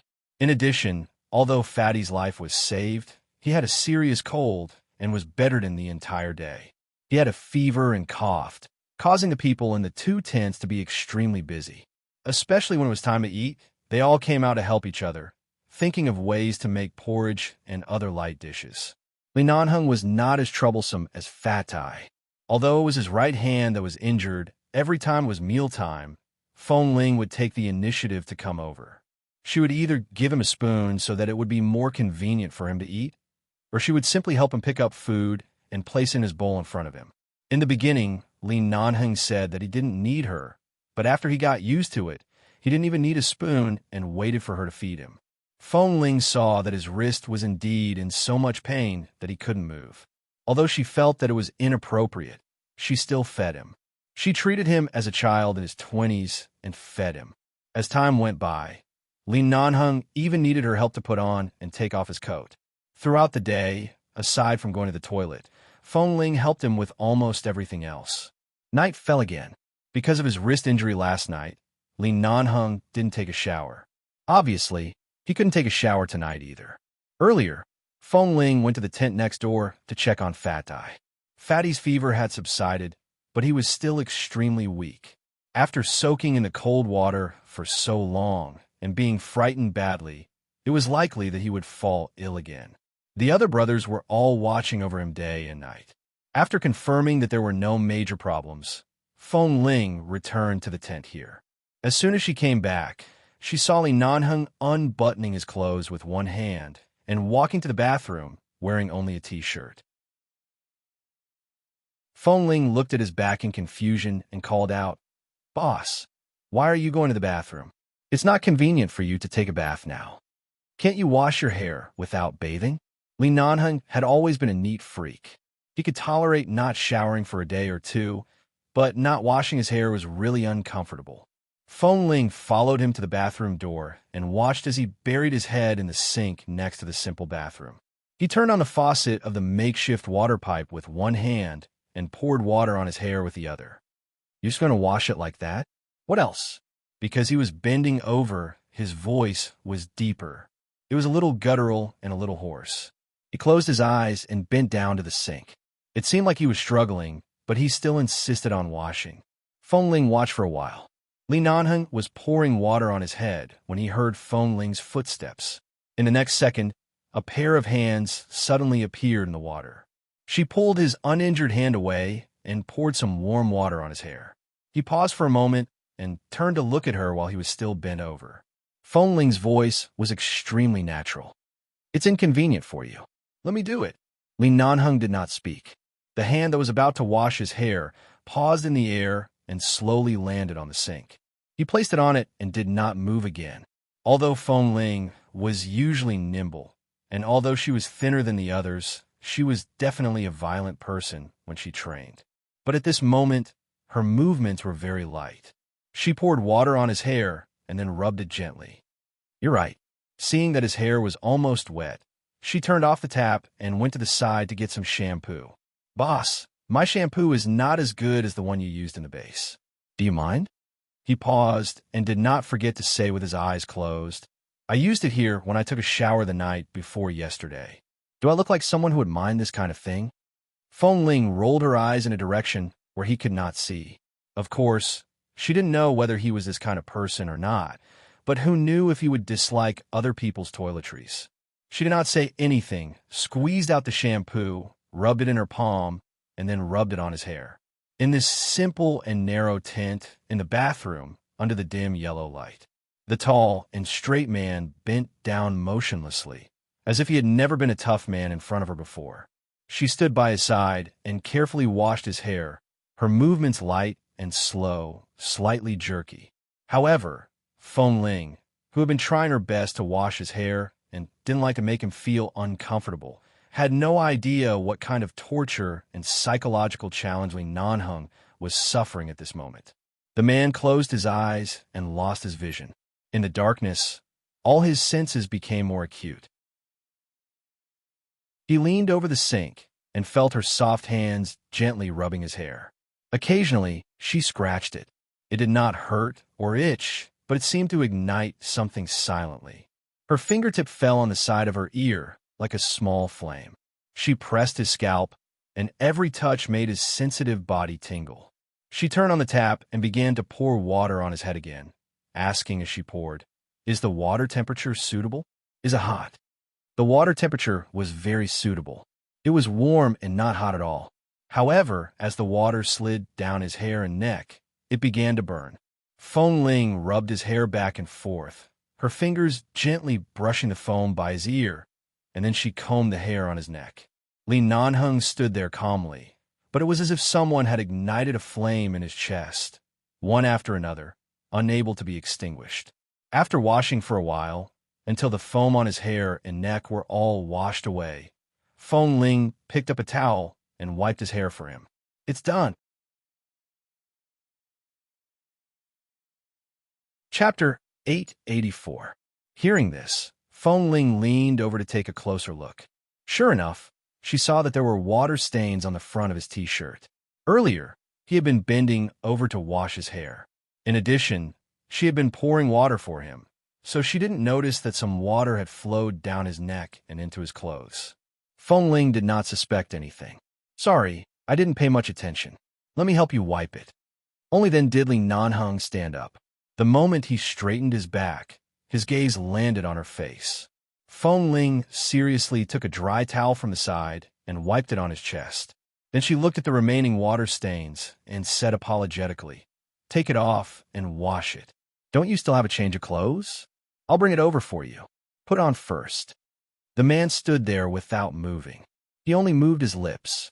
And, help me take it off. Feng Ling's hand paused.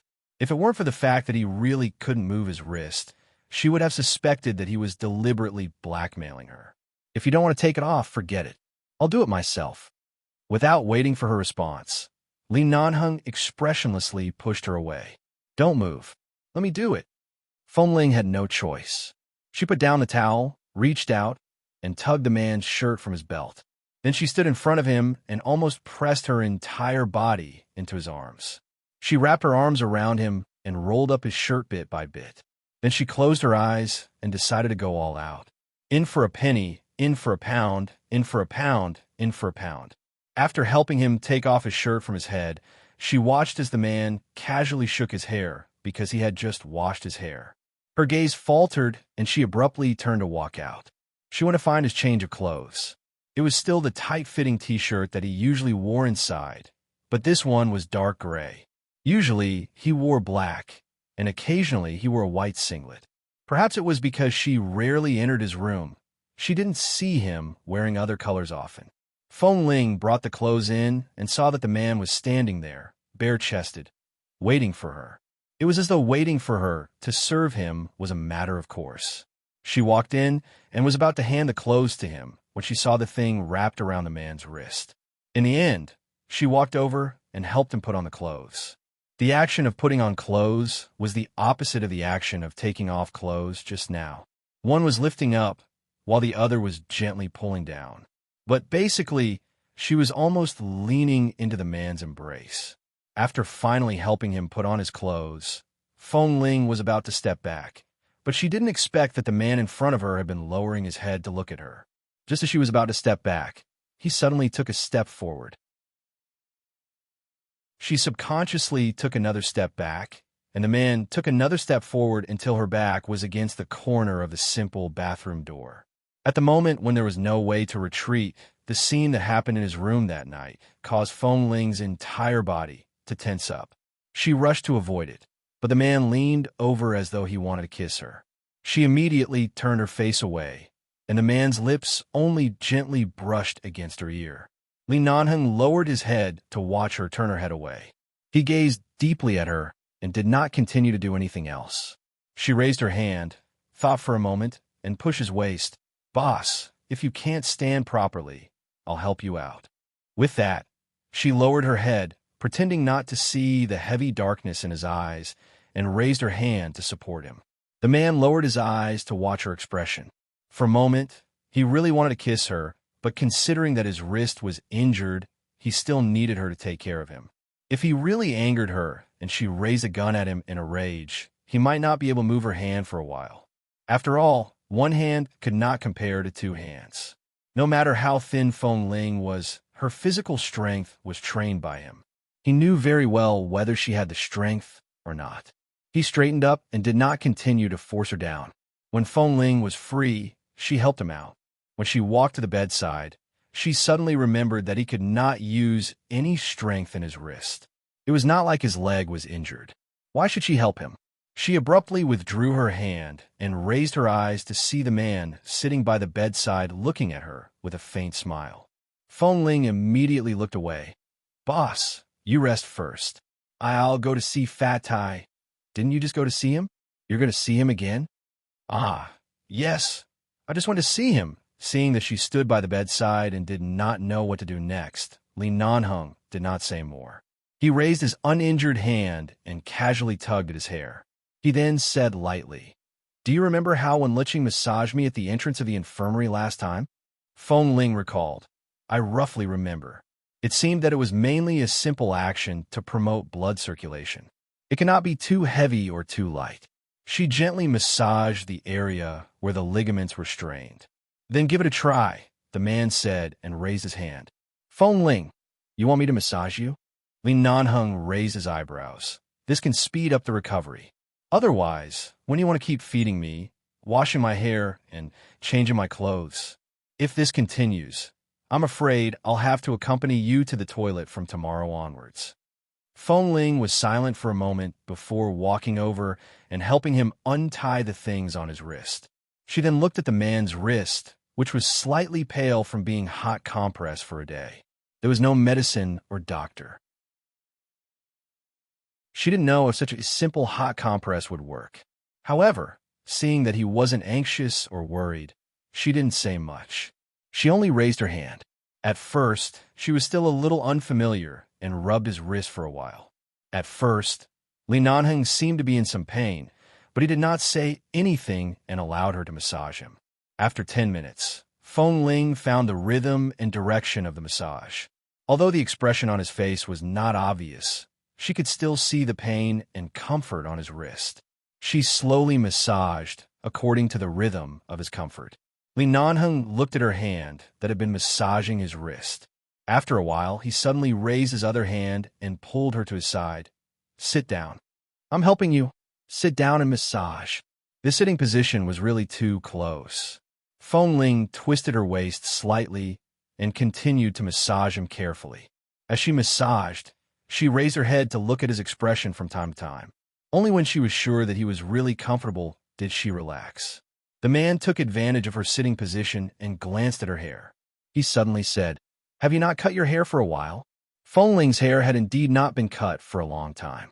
She had been too busy recently and hadn't found the time to cut it. Right now, it was already longer than the length below her ears. It was indeed a little long.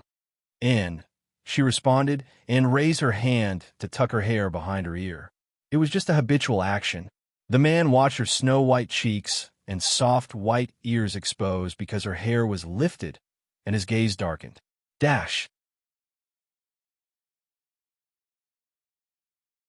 Chapter 885. After sleeping in the same bed for the past 2 days, Feng Ling had more or less lost her vigilance toward Li Nanheng. As a person who rarely interacted with others, she gradually adapted to having people around her, but the only thing she adapted to was Li Nanheng's existence.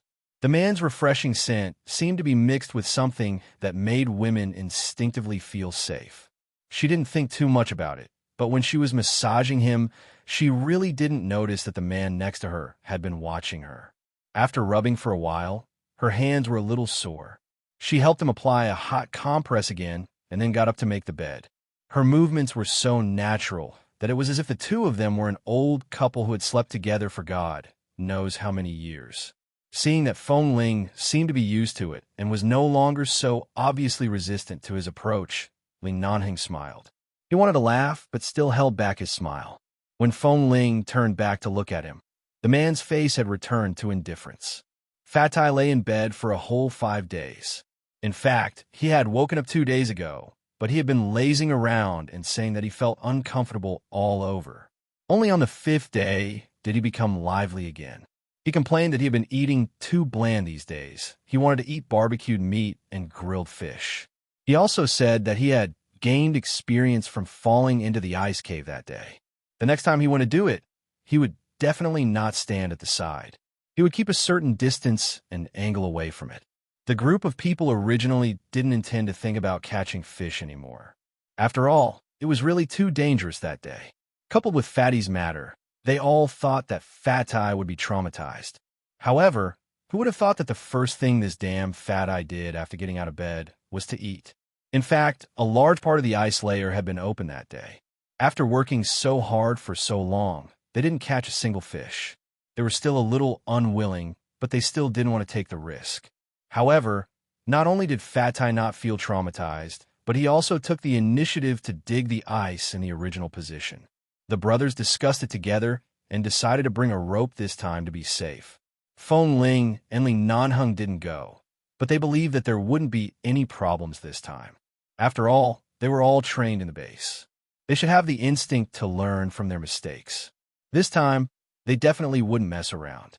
Sure enough, in less than 3 hours, the sound of Fat Eye and the others walking back could be heard from outside. Li Nanheng went out of the tent to smoke. Hearing the noise from afar, he narrowed his eyes and looked back. A thin layer of smoke came out of his mouth. He saw the buckets in their hands, which were filled to the brim. Clearly, they had a good harvest. Who would have thought that by stationing these kids here, they would learn another skill? Even the glaciers and snowy peaks could not starve them to death. Li Nanheng smiled and flicked the cigarette, but he didn't go over and let them walk and dance happily and excitedly. At night, a sumptuous fish meal was unavoidable. Even Feng Ling didn't expect to be able to live a life with fish and meat in this kind of place. Even someone like her who didn't know much about food could feel a rare sense of happiness, not to mention how excited Fat Eye was every day. On the 10th day after the 8 people of 11 base and Li Nanheng were stationed on Rogers Pass, someone from the base delivered the things they needed in time. On the 15th day after they were stationed at Rogers Pass, in the early morning, it was Da Bin's turn to guard last night. He suddenly blew a hidden whistle that could only be heard within 30 meters. Only the people of 11 base understood this kind of hidden whistle. It meant that the enemy was approaching and everyone should prepare immediately. Hearing the whistle, the people in the 2 tents opened their eyes almost at the same time. Even if they were sleepy, they jumped up in an instant. Within 5 minutes, they put on their clothes, hid their guns, daggers, and other weapons on their bodies, and ran out of the tent in unison. What happened? Li Nanheng walked out of the tent, glanced at the base members who were already standing in a row in front of him, and turned his eyes to Da Bin. After following Li Nanheng out, Feng Ling didn't ask much and directly joined the line in front of him. They lined up neatly and were on standby. "Boss, there's an ambush." As Da Bin spoke, he turned to look at another snowy mountain diagonally across from them. There was no one on it, but from this angle, he could see a few faint footprints on it. No one would pass by this kind of place casually, and the construction team arranged by the U.S. military would not come here. Since last night, none of them had run to the opposite snow mountain. If there was really someone, if the other party wasn't lying in ambush or deliberately hiding, they wouldn't be so silent. I just got up to go to the toilet, but as soon as I walked out, I heard a very small signal flare. I immediately realized something was wrong. I looked around and saw footprints on the opposite mountain. The people of 11 Base had very keen observation skills. Even if it was far away, even if it was all white, they would still observe the surrounding terrain and situation before they went to sleep every night. Even if the footprints on the opposite mountain were not obvious, the high and low snow on the opposite mountain were already too obvious. Hearing this, Li Nanheng coldly glanced in that direction and didn't speak. He just signaled everyone to pay attention with his eyes, and then said indifferently, "The top of the snow mountain is the best place to snipe. Leave 5 people here and be ready to fight. The rest, follow me down." No one spoke. To avoid alerting the enemy, they only nodded and signaled with their eyes. Feng Ling was supposed to stay on the mountain, but she glanced at Li Nanheng's hand and said, "Boss, I'll go with you. Da Hu and Veet will stay." Da Hu's long-range sniping skills are also among the best in that assessment. Although he didn't enter the sniper team, he is more stable in long-range shooting than me. I don't have a long gun here, so I can't be as stable as him. Li Nanheng knew what she was thinking. He glanced at her, gave Da Hu a look, and then called Fatai Dabin to go down with him. Feng Ling quickly followed. The group followed a small path that they had discovered 2 days ago and descended the mountain. There was only one river under the 2 snowy mountains, and it just so happened that this river was the one that Fat Eye and Da Bin often took a few days ago. They were already very familiar with the terrain of this river. After giving each other a look, they directly approached the opposite mountain along the edge of the cliff, which was the most suitable place for hiding. This group of people was also very shrewd. They could only be evenly matched when they stood on high ground. If they attacked from below, they would only suffer a great loss. However, if the 2 sides confronted each other across the mountain, it would not be a good thing for them. Firstly, their camp would be destroyed, and secondly, they could not completely win.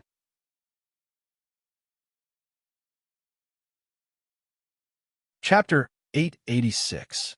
As expected, the moment they circled around the foot of the mountain, Feng Ling abruptly reached into her pocket and entered battle mode. Fatai and Da Bin also entered battle mode at the same time. Li Nanheng walked at the front. The moment a figure suddenly appeared in front of them, he opened fire. The other party did not dodge in time and was shot in the shoulder. However, he still persisted in raising his gun to shoot at them. "Go!" Dabin shouted from the back. Feng Ling stepped forward, raised her gun, and quickly shot forward. The gangsters hiding at the foot of the mountain all retreated and did not dare to show their heads again. In a few seconds that passed, she rushed forward and grabbed Li Nanheng's right wrist. She was about to tell him that his hand was injured and ask him not to rush forward, but she saw that the man's left hand did not seem to have any problems holding the gun. Seeing that he was not affected by the injury, Feng Ling finally released his hand. She was about to rush forward when she suddenly saw Li Nanheng raise his hand to block her. She turned to look at him. The man expressionlessly gave her a look. Although he did not speak, she immediately understood his meaning. She nodded and took a step back. She then changed her angle and looked toward the corner at the foot of the mountain. Fatai and Dabin also cooperated and waited quietly at the back. They faced each other cautiously for about 3 to 4 minutes. Then, Dabin and Fatai abruptly rolled forward at a rapid speed. The moment the two figures rolled forward, the other party was about to fire in the direction of the ground. Feng Ling kicked toward the thick layer of snow by the side. The snow flew into the air and scattered toward the people in the corner. Taking advantage of the moment when they were blinded by the snow, Fatai and Dabin jumped up and raised their guns to shoot 2 of their heads. This time, there was no longer a corner to block them. When they charged forward, they saw that there were more than 10 people hiding below. This meant that there were quite a number of people on the top of the mountain. Feng Ling and Li Nanheng joined the fierce battle. Li Nanheng's right hand could not move. Feng Ling held the gun with one hand and slid the thick ice and snow onto the mountain wall with the other. The cold frost and snow affected the vision of more than a dozen enemies and instantly turned the disadvantage of the unequal number of people into a state of equal strength. The sound of bullets rang incessantly from the foot of the mountain. At the same time, gunshots could be heard from the top of the mountain. It was unclear if it was the enemy or whose group who opened fire first, but from the sounds, it was clear that the battle was intense. Li Nanheng held his gun in his left hand and quickly finished off 2 people. 2 of them were even in the arms and legs of the other 2. With Fatai and Dabin's cooperation, only 4 or 5 of the people hiding below were left. Seeing that their numbers were even and the enemy were injured, Fatai was about to rush forward when his feet suddenly sank. He lowered his head and saw that one of the men was still alive. He was lying on the ground, covered in blood and tugging at his trousers. F*CKU. How dare you pull my leg? Fatai kicked out, raised his gun, and fired a bullet at the man. The remaining people didn't expect that the members they sent to the snow mountain to be so skilled. They looked at the people lying on the ground and inadvertently met Li Nanheng's gaze. Even if they didn't recognize him as the boss of 11 Base, they could tell that he was definitely not a good person. Those people didn't dare to fight anymore and retreated while defending themselves. Just as they turned the corner on the other side, the eyes of those people instantly became very fierce. Li Nanheng narrowed his eyes and suddenly shouted to the back, "Be careful, they have a lot of reinforcements." Sure enough, the moment the man's voice fell, they heard many people rushing in this direction from the foot of the mountain. F*CK. There are so many of them? Fatai frowned. There were a total of 9 members of 11 Base here. Just these few people could actually make the gangsters lurking here to fight against the U.S. military dispatch so many people. It seemed that they really didn't underestimate them at all and had made full preparations before coming to fight them. Just as the footsteps were about to approach, Li Nanheng suddenly looked back and turned to the river where Fatai and the others often caught fish a few days ago. His eyes darkened, and the moment he turned to rush in that direction, he said to Fatai, "Fatty, you've done a meritorious deed. When we go back, I'll reward you with 5 pounds of barbecue." Fatai was dumbfounded, but he didn't rush to ask and directly followed them in that direction. The gunshots and the group of people behind had already approached. This time, Li Nanheng didn't directly fight back. From the sound of footsteps, he could tell that there were at least 20 or 30 people coming. No matter how powerful the 4 of them were, their hands would be frozen if they held their guns for too long in this world of ice and snow. It was impossible for them to be so agile all the time. If it didn't outsmart them, they could only wait for death. When they were about to rush to the ice cave where they caught fish, Fengling immediately understood Boss's meaning. There was a thick layer of snow on top of the ice on this side of the river. With such a thick layer of snow covering this angle, it was impossible to see that there was such a big hole in the ice in front of them. However, they were the ones who personally dug this ice hole, so of course they knew where to start to avoid it. Otherwise, it would be very easy for them to fall in like Fatai. Fatai also understood that they were about to reach the most dangerous area. Because he often came here to catch fish these days, he was very clear about whether every step here was safe or dangerous. He said, "Boss, half a meter to the right." Li Nanheng was about to fall in front of them, but because of Fatty's words, he moved half a step to the right, but the people behind him couldn't see his change of route. They just raised their guns and rushed forward.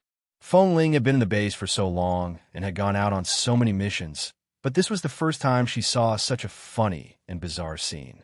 The 20 or so people kept staring in their direction, but they couldn't hit them because their dodging ability was too strong. Not only could they not get close to them, but the ice under the snow was too slippery, so they couldn't stop steadily. After Li Nanheng led them forward for dozens of meters, he looked back and saw that the group of people fell into the ice hole one after another. Even though the people running behind found that the situation was not right and wanted to stop because there were too many people running over, the cracks near the ice hole that were not strong to begin with instantly cracked. 5 or 6 people fell into the cold water at the same time and sank into the water before they could even scream.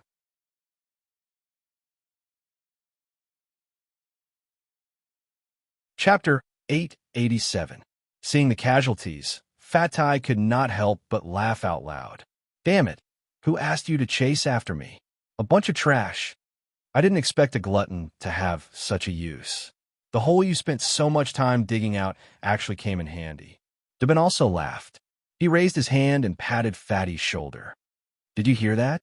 Boss said he'll reward you with 5 kilograms of barbecued meat. In such a cold place, 10 kilograms of barbecued meat is worth more than 10 kilograms of gold." Fatai chuckled and raised his eyes to look at Li Nanheng. "Boss, you have to keep your word." Li Nanheng glanced at him and sneered, ignoring him. He casually tucked the gun in his hand into his waist. "There's still a bunch of people waiting to be dealt with up there. I'll reward you when it's over." "All right." Fatai stomped his feet in excitement. As he stomped, he laughed. "Damn it, those idiots. They charged up just like that. They never expected a glutton's strength to be able to dig a hole in the ice that hasn't been broken for hundreds of years. Ha ha ha. I knew it wasn't wrong to be fat. It's also not wrong to eat. Ha ha ha." Seeing Fatty's smug look, Fengling shook her head and smiled. She put away the gun, ignored the people lying on the ground behind her, and stepped forward quickly. She glanced at Li Nanheng's left hand and then at his right hand. Although Fengling did not speak, Fatai and Dubin immediately recalled the way Boss held the gun with his left hand. They immediately exclaimed, "That's right, Boss. You're actually so good with the gun with your left hand. That's amazing." Li Nanheng was indifferent. After returning to the base, every night, when everyone else has gone to rest, practice shooting with your left hand for 2 hours. In less than 3 years, you guys will be doing the same. So Boss is reminding us that even Bosley had a period of time where he trained hard, right? As expected, geniuses are not born. They all have to rely on hard work. Fatty's expression was as though he had been fed chicken soup for his soul. His face was filled with admiration. Why can't Bosley have a period of time where he trained hard? Although Boss is from the Lee family, I heard that the elders threw Boss into the base a long time ago. At that time, Boss was probably still very young, probably even younger than Fengling, Dubin said. Li Nanheng ignored them and glanced at Fengling. "Don't worry. I didn't use my right hand just now." Fengling retracted her gaze and did not say anything. Although Fengling remained silent, the concern in her eyes was obvious. Li Nanheng smiled slightly and walked to another road up the mountain. "Let's go back and deal with the rest." Originally, they thought that they would be able to fight back and forth for a while. Everyone was already prepared for the possibility of casualties and that it would take a long time for the fight to end. In the end, They didn't expect that this ice hole would solve a huge problem. It didn't take long for them to settle the problem. Fatai whistled as he walked in front. Dabin listened as Fatai continued to whistle and brag about how much foresight he had. Dabin's mouth twitched uncontrollably as he listened. He really couldn't be bothered with him.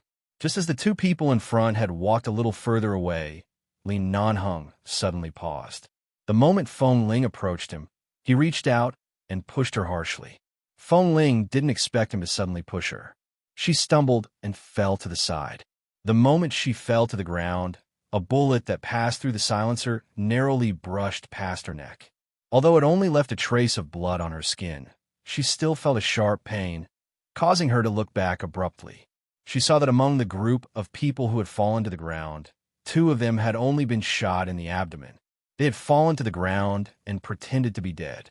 Taking advantage of the moment when they were off guard, they charged forward again. Li Nanheng glanced at the movements of the 2 people. Without waiting for Feng Ling to react, he had already turned around to pull out his gun and charge forward. Feng Ling raised her hand to touch her neck. There was only a faint trace of blood. She glanced at the blood on her finger and coldly stood up to charge forward. Fatai and Dabin heard the sound. They turned back to see the situation and immediately said, "Not good." They rushed to turn back. However, at this moment, several people appeared from nowhere and successfully blocked Fatai and Dabin. Feng Ling had already chased after them, but the man in black, who was still very skilled after being injured, dodged very quickly. When they chased after them again, one of them suddenly leaped over and stood in front of Feng Ling. Feng Ling faced them alone. From the corner of her eyes, she saw that Li Nanheng was chasing after the fastest person. She couldn't help but frown. No matter how skilled he was, his right wrist was still a temporary weakness. If that person found out that his right hand could not move, it would be bad. Feng Ling quickly turned to avoid the bullet. She then abruptly leaped to the side and kicked the snow off the mountain wall. She turned around and fired at the man. However, he actually dodged. On the other side, Li Nanheng saw that the man in the black suit was not only skilled, but he had clearly received professional training in ambushes. In just a few moves, the man had already begun to attack his right hand.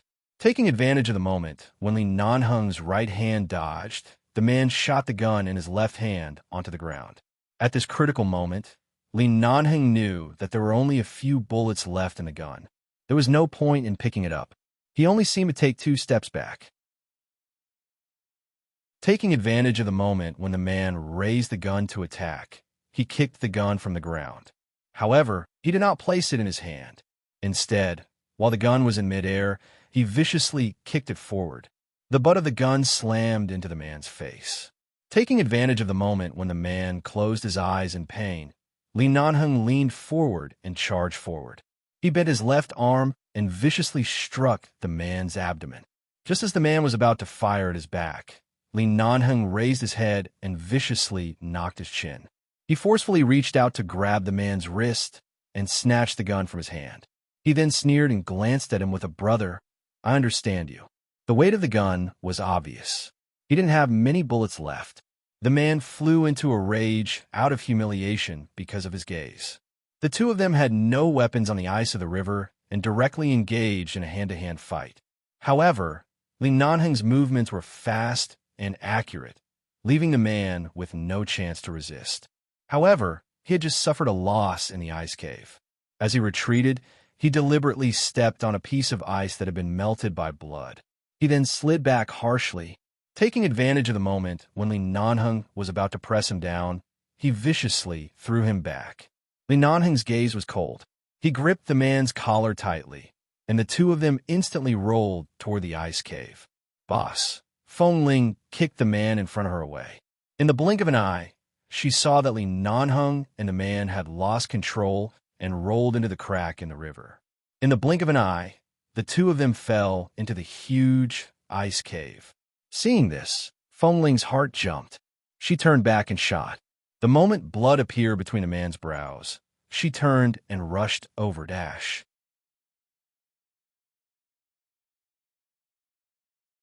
Chapter 888. Boss. Fatai and Dabin shook off the pestering fellows. When they turned back to see this scene, They were so frightened that their eyes nearly popped out of their sockets. They hurriedly rushed over. Feng Ling quickly ran to the crack in the ice and abruptly fell to the ground. She stared in disbelief at the icy surface of the water. Her hands gripped the blood-stained snow tightly as she stared at the surface of the water. She saw that the surface of the water was gradually calming down. Neither Li Nanheng nor the person from earlier had come up. She abruptly reached out and used all her strength to scoop up the icy water. She did not manage to scoop up anything. Boss, Fatai and Bin stood by the side. They were afraid that the layer of ice beneath Feng Ling would crack, so they did not directly step onto it. They stood 2 meters behind her and stared at the quiet ice hole. They sank into a gloomy silence. The nature of this ice hole was not like usual. If Boss was in danger, they could head up to support him at any time. However, below them was an unpredictable glacial river. Fatai was well aware of how cold it was. Looking at the calm surface of the water, Fatty's eyes instantly reddened. What should we do? Fatai suppressed the worry in his heart and turned to look at Bin. Did you bring a rope? Tie it around my waist. I'll go down and look for Boss. I didn't bring it. Bin furrowed his brows. They knew that they could not jump down rashly. Otherwise, they would undoubtedly die. Even if they had a rope to hold on to, they might not be able to pull themselves up, much less in such a situation. Feng Ling knelt by the ice hole and stared at the water. All of a sudden, her gaze shifted to the blobs of blood slowly floating up. She stared at the floating blood and wondered whose it was. All of a sudden, Bin saw that Feng Ling was about to get up and rushed forward to grab her wrist. Feng Ling, don't be rash. Feng Ling did not speak, but stared at the ice hole in front of her. Looking at the blood on it, she frowned. However, just as the men who Fatai Bin and Fatai Da had shaken off approached, Feng Ling abruptly shifted her gaze away from the water in front of her. She stared at them with reddened eyes and unexpectedly turned around. She raised her leg and kicked a body on the ground, sending it flying toward the group of men. She then abruptly swooped forward and grabbed one of the men's collar. She swung her fist viciously into his face and snatched his gun. With precise marksmanship, she killed 3 men. She then turned to look at the other 2 men with reddened eyes who were unable to hit her due to Fatai and to Bin's interference. Feng Ling aimed the gun in her hand at the head of one of them. When the gun was dozens of meters away, she mercilessly fired again. With 2 pong-pong sounds along with the gunshots from Fatai into Bin's hands, the 2 men fell to the ground. From head to shoulder, blood splattered everywhere. Looking at the corpses on the ground and the pool of blood mixed with the snow, none of the 3 men looked happy. They turned back to look at the quiet water in the ice hole. It had been several minutes. Any normal person would find it hard to survive in this place. After all, the temperature of this river was not something a human body could withstand. However, none of the 3 men spoke. Fatai and Bin continued to stare up. Feng Ling's back was to the water behind her, her hand gripping the gun handle tightly. All of a sudden, there was a splash from the water behind her. Someone had emerged from the water. Boss! Fatai and Bin abruptly shouted in that direction in disbelief. Feng Ling also abruptly turned around. First, she saw a pair of hands reaching out from the water, firmly and accurately climbing onto the edge of the ice hole. Following that, Li Nanheng's head emerged from the water. In this extremely cold weather, the man's entire body was covered in blood as he climbed onto the edge of the ice hole. The man used the last bit of strength he had left to find an exit. Before his strength was completely exhausted, Feng Ling and Bin immediately rushed over to grab one of his hands. Fatai was afraid that he would be in danger if he stood there with his weight, so he stood behind Feng Ling and told her to lie down. Then, he tugged on her leg to help her pull back.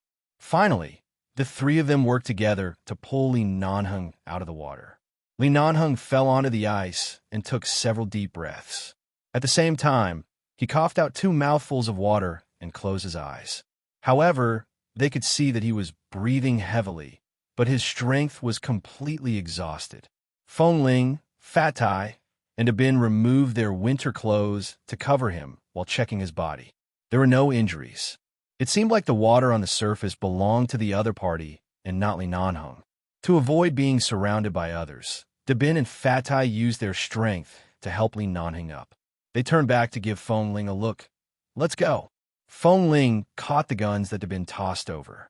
She rearranged the bullets in the 2 guns in her hands and placed them by her waist. If there was another ambush, the 2 of them would support Li Nanheng while she dealt with the enemy. Just like that, they quickly moved along the river and returned to the safe and hidden path. In the 10 minutes that they walked back up the mountain, Li Nanheng, who was initially breathing heavily, was no longer moving. Dabin occasionally reached out to feel his body temperature. As he did so, he frowned and said in a low voice, "It's similar to Fatty's situation that day. It's already a miracle that Boss was able to deal with that piece of trash and climb back up safely in such a cold environment. The temperature is beyond what a normal person can endure, but right now his body temperature is rising rapidly." After that, they did not speak anymore and only sped up to return. When they returned to the camp at the top of the snow mountain, Dahu and the others had already dealt with the group of people. Seeing Feng Ling and the others had returned, they were about to welcome them when they saw Li Nanheng being supported from afar. Their hearts immediately skipped a beat, and they quickly ran over. "What's wrong? Let's talk in the tent. Hurry, boil water, boil more water," Dabin instructed as he quickly helped Li Nanheng into the tent. Dahu nodded and turned back to call out to the other 4 people. Everyone immediately gathered. Although she was worried, Feng Ling was still one of the people in charge of this operation at Rogers Pass. She paused outside the tent and turned back to look at Dahu, who was about to go to another tent to boil water. "The people on the other side of the mountain have been dealt with?" Dahu nodded. "There are only about a dozen people up there. They've been hiding behind the mountain wall, not daring to come out. But if they dare to poke their heads out, we will instantly kill them. They have all been dealt with."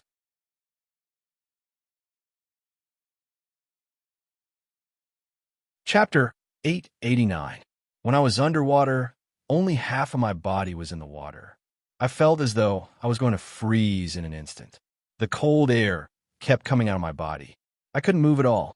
Standing by the bed, Fatai watched Li Nanheng, who had been quickly changed into dry clothes, but had fallen into a coma due to a serious high fever. He said sympathetically, "Boss, you can hold on for so long. You're really not a human." "Scram, why are you still making sarcastic remarks at a time like this?" Dabin scolded him. "I'm not being sarcastic. I'm just saying that I understand how uncomfortable Boss is feeling right now. In this kind of cold water and with such a sudden high fever, I'm lucky that I survived." Fatai frowned. "Boss's fever has reached 40 degrees Celsius in an instant. It's even worse than when I was at that time." In fact, Fatai was right.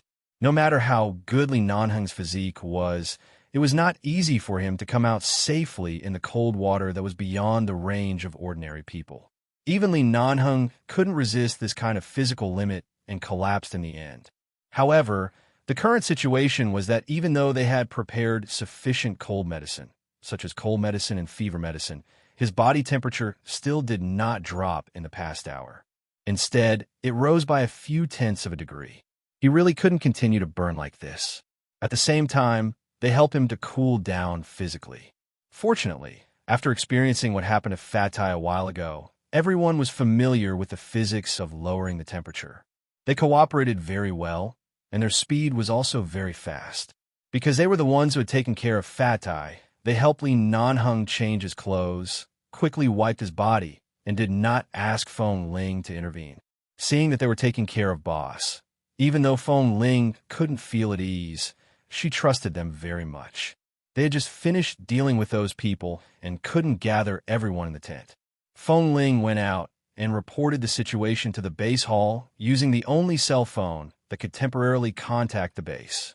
She also asked who to go down with her to count all the corpses at the foot of the mountain and on the opposite side of the mountain, and then reported them one by one. When the sky was completely dark, Feng Ling and who returned to their camp. The moment they returned, they saw that they were already busy preparing dinner.